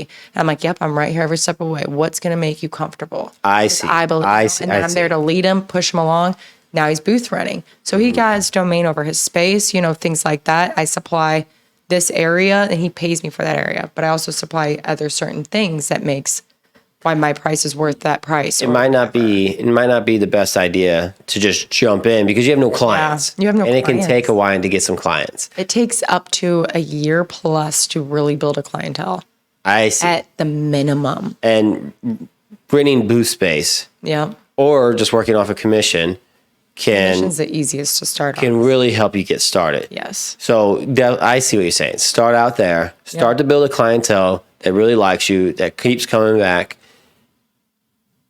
Then maybe You can start. Yep. Then do the self-employed, like rent in the booth area. Yep. And then if you really have a big passion to start your own place one day, Yep. and you got the money saved up so you can build a nice place and you have this nice clientele, then go all in on it. Yep. But I see. you can do so many different things with salons and the way you run it and commission versus booth. All these different demographics, how big you want it. It's up to your will. Depend how many people you got. You gotta be willing to just share, feel like- lead, do all of that because it's like up you- to them too. Yeah, absolutely. I feel your like you employees guys' that- industry is one of the only industries that you can do that. It's everything. It changes. Everything's so different. Every concept, whatever you want, you got a strong enough will, you make it work. Well, it's cool. It's cool that like you can just rent a booth and cut hair somewhere, and you don't like me. Do it on the sidewalk. Well, I've seen people do it for TikTok. You know, things like yeah, that. they You do. know what I mean? Like I have you seen can guys do all on TikTok sorts like, of "Hey, you want me to cut your hair up?" Yeah, funeral Popular homes. too. There's an endless amount. Well, you couldn't do it like no other, like not very many other businesses you can do that. Like I couldn't be in a body shop and be self-employed, but paint cars. I have another body shop. Yep. No way. It's either work for that body shop, or I have to go buy my own building and put my own booth in it and start doing it out there. There's no other in betweens. Yep. No. So the cool thing with that industry is that you can do something like that. You certainly can do something like that. Now, obviously, if you want to start your own salon, you're probably going to want to go in a salon that is supportive of you wanting to start your own salon. Yeah, because I mean, in this industry, it's a hit or miss. Like there's definitely a demographic of people out there where it's catty drama. Like you've heard it's going to be like this. We're a bunch of women or this, that, and the other. It can be in some places, absolutely. And then you just have to find the right place where it takes the right leader. If the leader's good, it will all flow. Like Chelsea, she didn't deal with drama. She didn't want to do it. So by then, put her foot down, it wouldn't happen. Didn't happen there. We all flowed, worked great. And then if someone doesn't fit in, or not fit in, but if someone's causing problems, they're planting seeds, doing all this stuff, like kick rocks. Like you're going to disturb the peace here. Then I follow that motto of mine. I'm like, man, we don't do drama. I like that. That's the one thing, like our number one rule. I'm like, I don't do drama. And if you're starting drama, is not going to work out.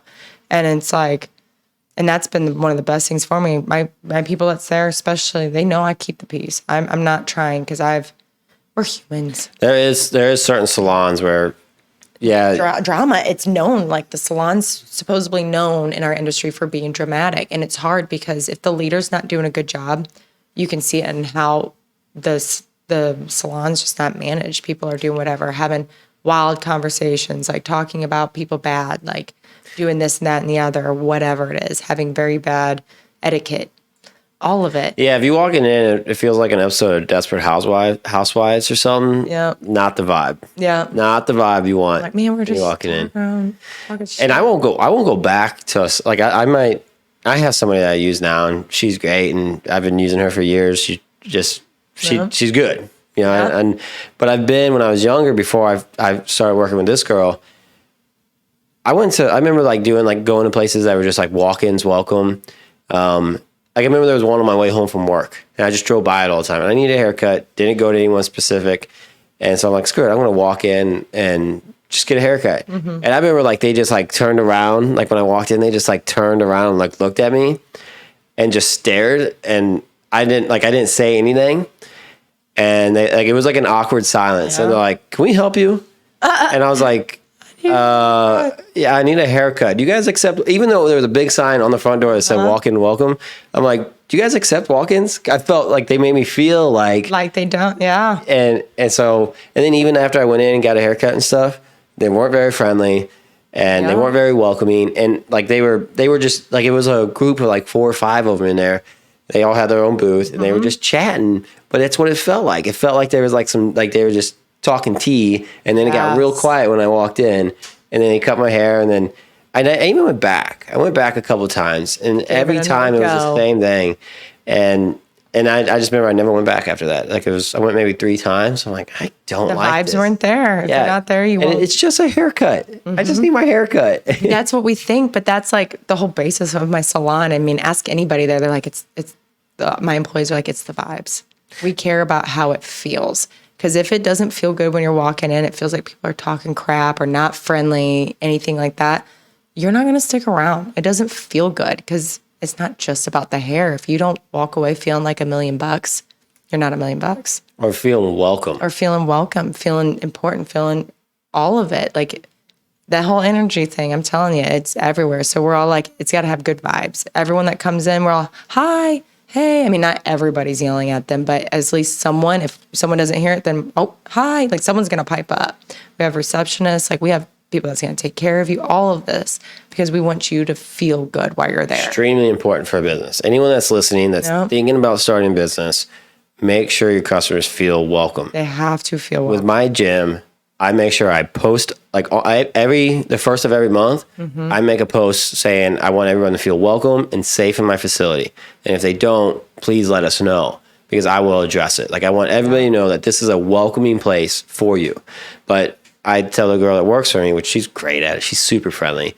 But it's something that when she first started, I was like, make sure you greet everyone by their name. Mm-hmm. If it's a new customer, you just like, hey, how can I help you? What can we do for you? Can I show you around? Something like that. Yep. But if they're a member of my facility, when they walk in the door, they have to scan so their name pops up on our computer, and we're sitting there so we can see their name. So even if you don't know their name, it's in front of your face. Front of your face. So if you're walking in my building and it pops up, we just, hey, Vanessa, how's it going? Whatever, and that's, everybody gets that kind of respect. Yeah. And I take it to, like, I spend a lot of time in my facility just walking around, just like figuring out, like if I don't know someone's name, I go and find out their name, and I'll try to, I won't always interrupt them, but I will try to make a point to walk over and say, hey, there was a new guy, Jesse. I was like, hey, Jesse, how's it going? I'm like, I'm Ryan Wilson.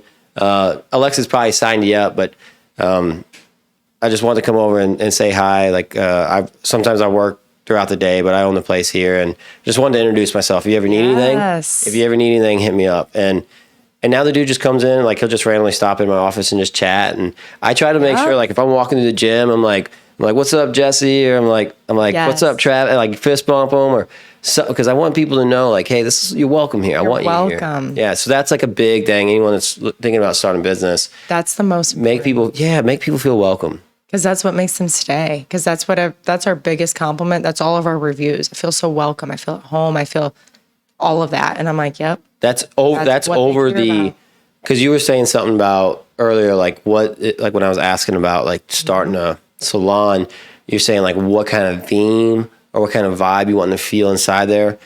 That's important too. Yeah. But I think you could lack on vibe, like the vibe of you're nice and welcoming. Yes, I think that will trump everything. Like, hey, I go to a restaurant here that is like an old dive bar, but they're super nice there. Like all the waitresses and the owners know my name, and their food's good. And so, yeah, there's a nicer place down the road, but I go to the other one because these people are so friendly when I walk in, and they know me by my name, and they'll talk to me every time I come in there. I just feel welcome. More personable. Yeah, like I feel like they want me there. Yep. Sometimes I've been to the other one, and it's like they don't greet you, and it's like it's almost like back. Yeah, you don't want to go back because you're like, I don't think they want me in there. Exactly. I'm like, all right, if you don't want my money, I guess I won't give it to you. Yeah, it can be as nice as you want, but if it's not if it doesn't feel good. So, but I mean, okay, so then like a theme is important though, right? Like or maybe not a theme, but what's the word? It's important. Well, yeah, just like your theme, like your vibe of your shop, your theme of it, all that stuff. It's important, but I think what you said, honestly, it's how welcoming are you? Are you going to accept anybody that walks in? I'm just thinking tips for some people. To start a business? Yeah, you need a theme. If you're going to really try to get up there and try to get some money or things like that, you need to be consistent. Would that be second on the list?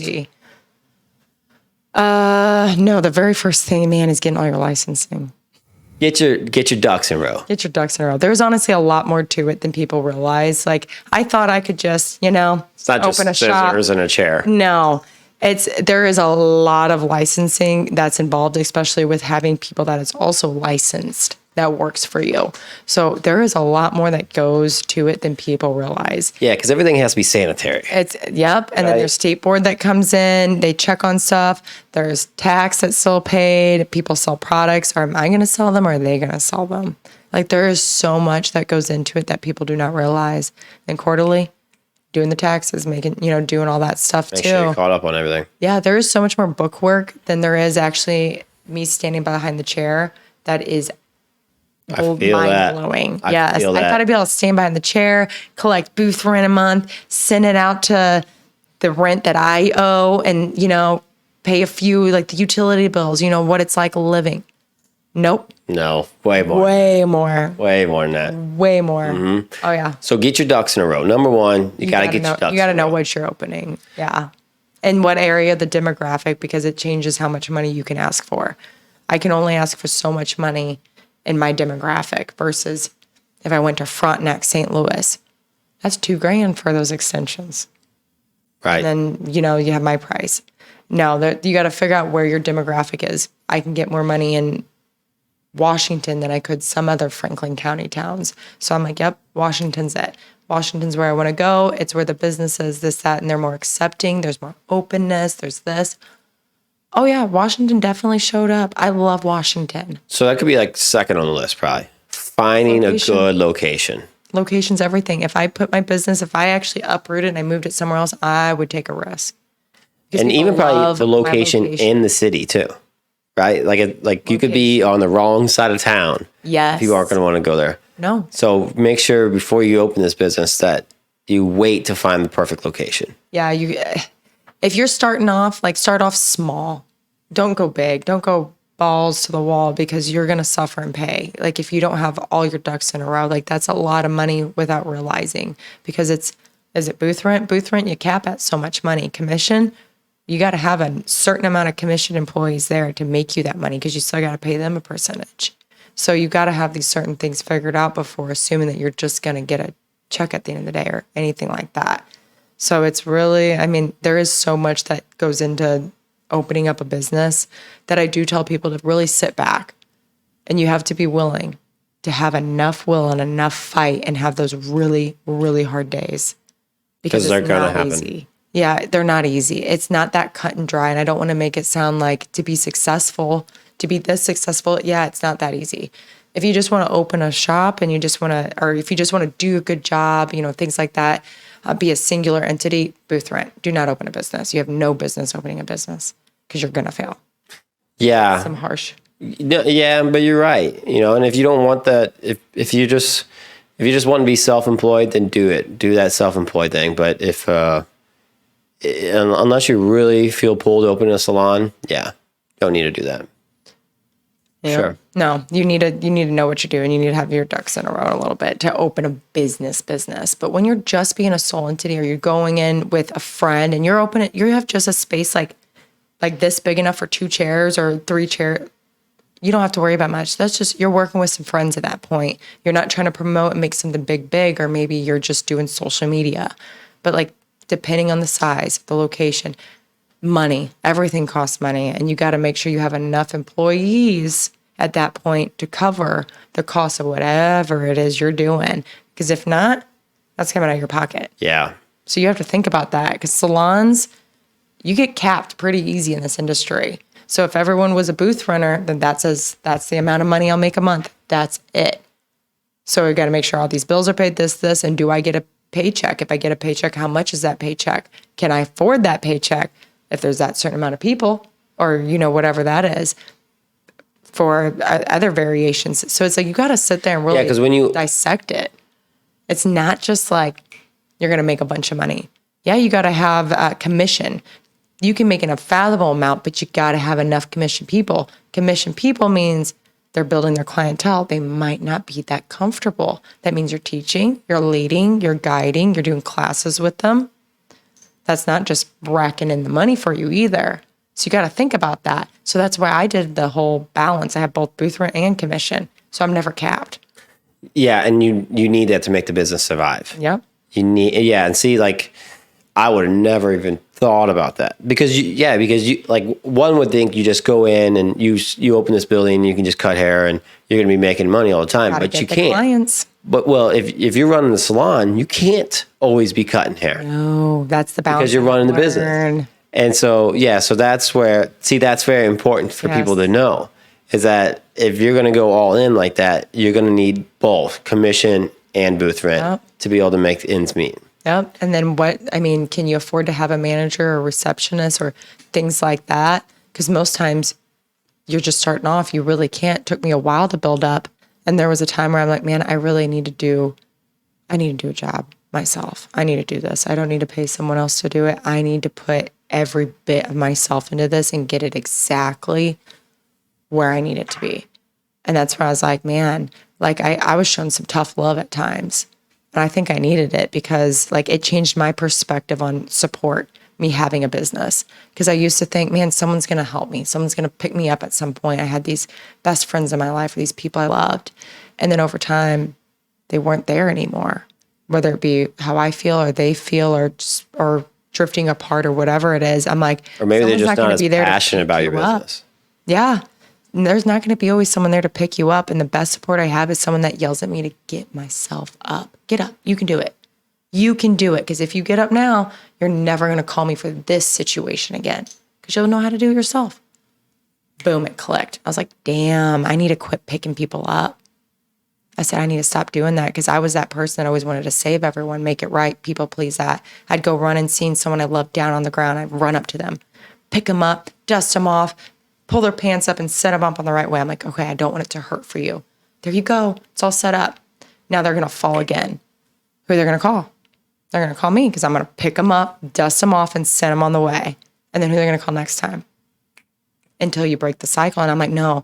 And it's not that I don't want to support you. I want to, but I want you to learn, get it yourself. So instead of me just walking off and say, they got to learn. No, I'm on the ground. I said, get up. You got this. I'm going to cheer you on. If you do it for them too many times, and then the time you don't do it, then all of a sudden now you're the bad person. Yep. And then if we can't grow together, that's all right. Mm-hmm. That's okay. You don't know where I am. I'm growing. And I'm just trying to grow you too. If you feel that way, that's on your own. I'm going to keep going this way then. I finally stopped taking it personal. I'm like, no, it's okay if we're not in the same season. I've had my heart broken, at least then, at that point in life.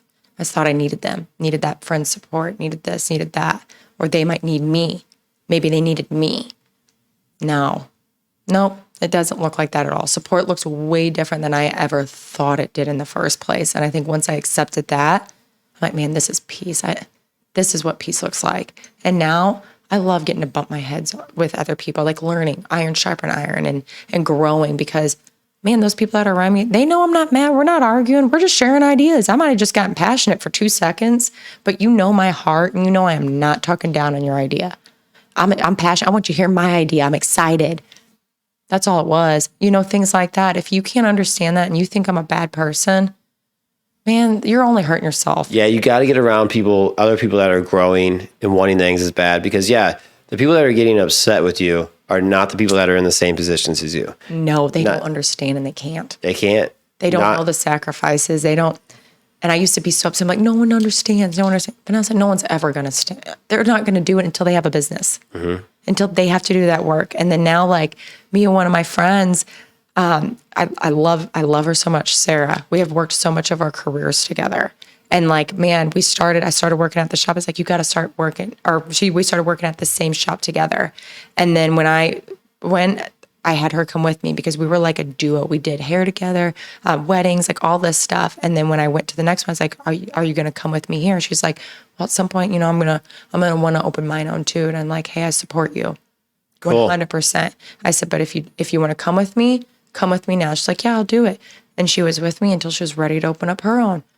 And then she opened hers up not too long after, but she was with me for some months and then she did. And I supported her. And she comes back, she's like, man, this was harder than we thought. I said, yeah, wasn't it? Yeah. And then we called Chelsea up. Chelsea, this was harder than we thought. She goes, yeah, I know. You'd figure it out. But now we can all sit here and we can all talk about it together because, Cool. That's awesome. You got some people like that. Yeah, I'm really big on, I try not to burn bridges. I'm not mad. If anyone ever thinks I'm mad, man, you really don't know me. I don't stay mad. That is one of the things. I really don't. I'm over that crap. You don't benefit from it. Like, no. If you have someone like this, your friend, was it Sarah? Sarah went and opened her own salon. Like, that's not competition for you. No. You guys can literally have two different businesses and you guys could talk good about each other. And then the girl that goes to Sarah's salon gets her hair cut. And then all of a sudden that girl knows somebody else that's seen their haircut and Sarah can't do it. And they're like, well, Sarah always talks good about this other salon. So then boom, now you got some business. And that's just how business goes. Like there's no competition, guys. You shouldn't compete. You guys should be in one. Yeah, yes. I totally agree. And that's not my whole concept, like of the hive. I'm like, man, we can all have different jobs, different positions in life, but man, we got one big community. Let's work together. Let's actually make this community thrive. Let's build it up. Because if we're all at competition together, the whole town ends up suffering. Like that everybody's trying to take everybody down. Yeah. We got to build it up. Yeah, even if you can just help someone just an inch more forward. Yeah. Just push them a little bit further. Every time. Yeah, and then all of a sudden it accumulates and it's so that's the way to do it. It is. Like every time I hear a new place opens, I cheer them on. I said, oh, that's awesome. I said, somebody, another place, another hair place. I'm like, well, good. That means another one's needed. If another one opened, there you go. Who cares? Because they have their own client. I have my own client. People come and go. That's the way of this industry. I'm like, I'm not at a competition with nobody. I have my people. Who wants to be here at my home will come to my home. Who wants your home will need your home. And capitalism, capitalism is whoever does the best will be the best. Like if as long as you're working hard every single day, trying to be the best business, like not even worrying about them, as long as you're trying to be the best person you can be and always improving and doing everything you can for your business, I believe it will succeed. And if it doesn't succeed, then it just absolutely was not meant to happen. No. But I believe that if you want it with all your heart and if you're showing up every day and putting in 110%, you will succeed. You will beat that other person because you're putting it all in. And I think that's what matters. I think we should probably wrap up. Yes. Because we have been in it. I know. It's like, I don't even know when we started talking. Yeah. But I really appreciate you coming on, sharing your story. I think people are really going to enjoy it. I enjoyed it myself. I know there's some sensitive things in there to talk about, a lot of things that most people don't want to talk about probably, or are fearful of talking about, like you talking about coming out, being gay. Yeah. I mean, there's so many people in the world that are probably in your same shoes. And the fact that you came on the podcast and talked about it, I think is so awesome because that is what I hope to inspire. And I'm not gay. I can't inspire someone to talk about it, but I have a platform that I am able to bring someone on that is willing to talk about it, that is not fearful of it. And that's like, I'm just glad to be a part of it and to be able that you actually came and shared your story. So thank you so much. If you guys are still listening, go give the video a like, go give it a subscribe. Go look up the Hive on Facebook. Oh, you on Instagram too? Yep, we're on Instagram. Go look her up on Instagram.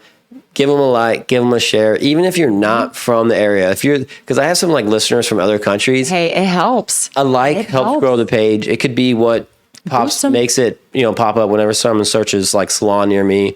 It could be what helps that salon come up first over somebody else, just from the extra likes or something. So just go share the love.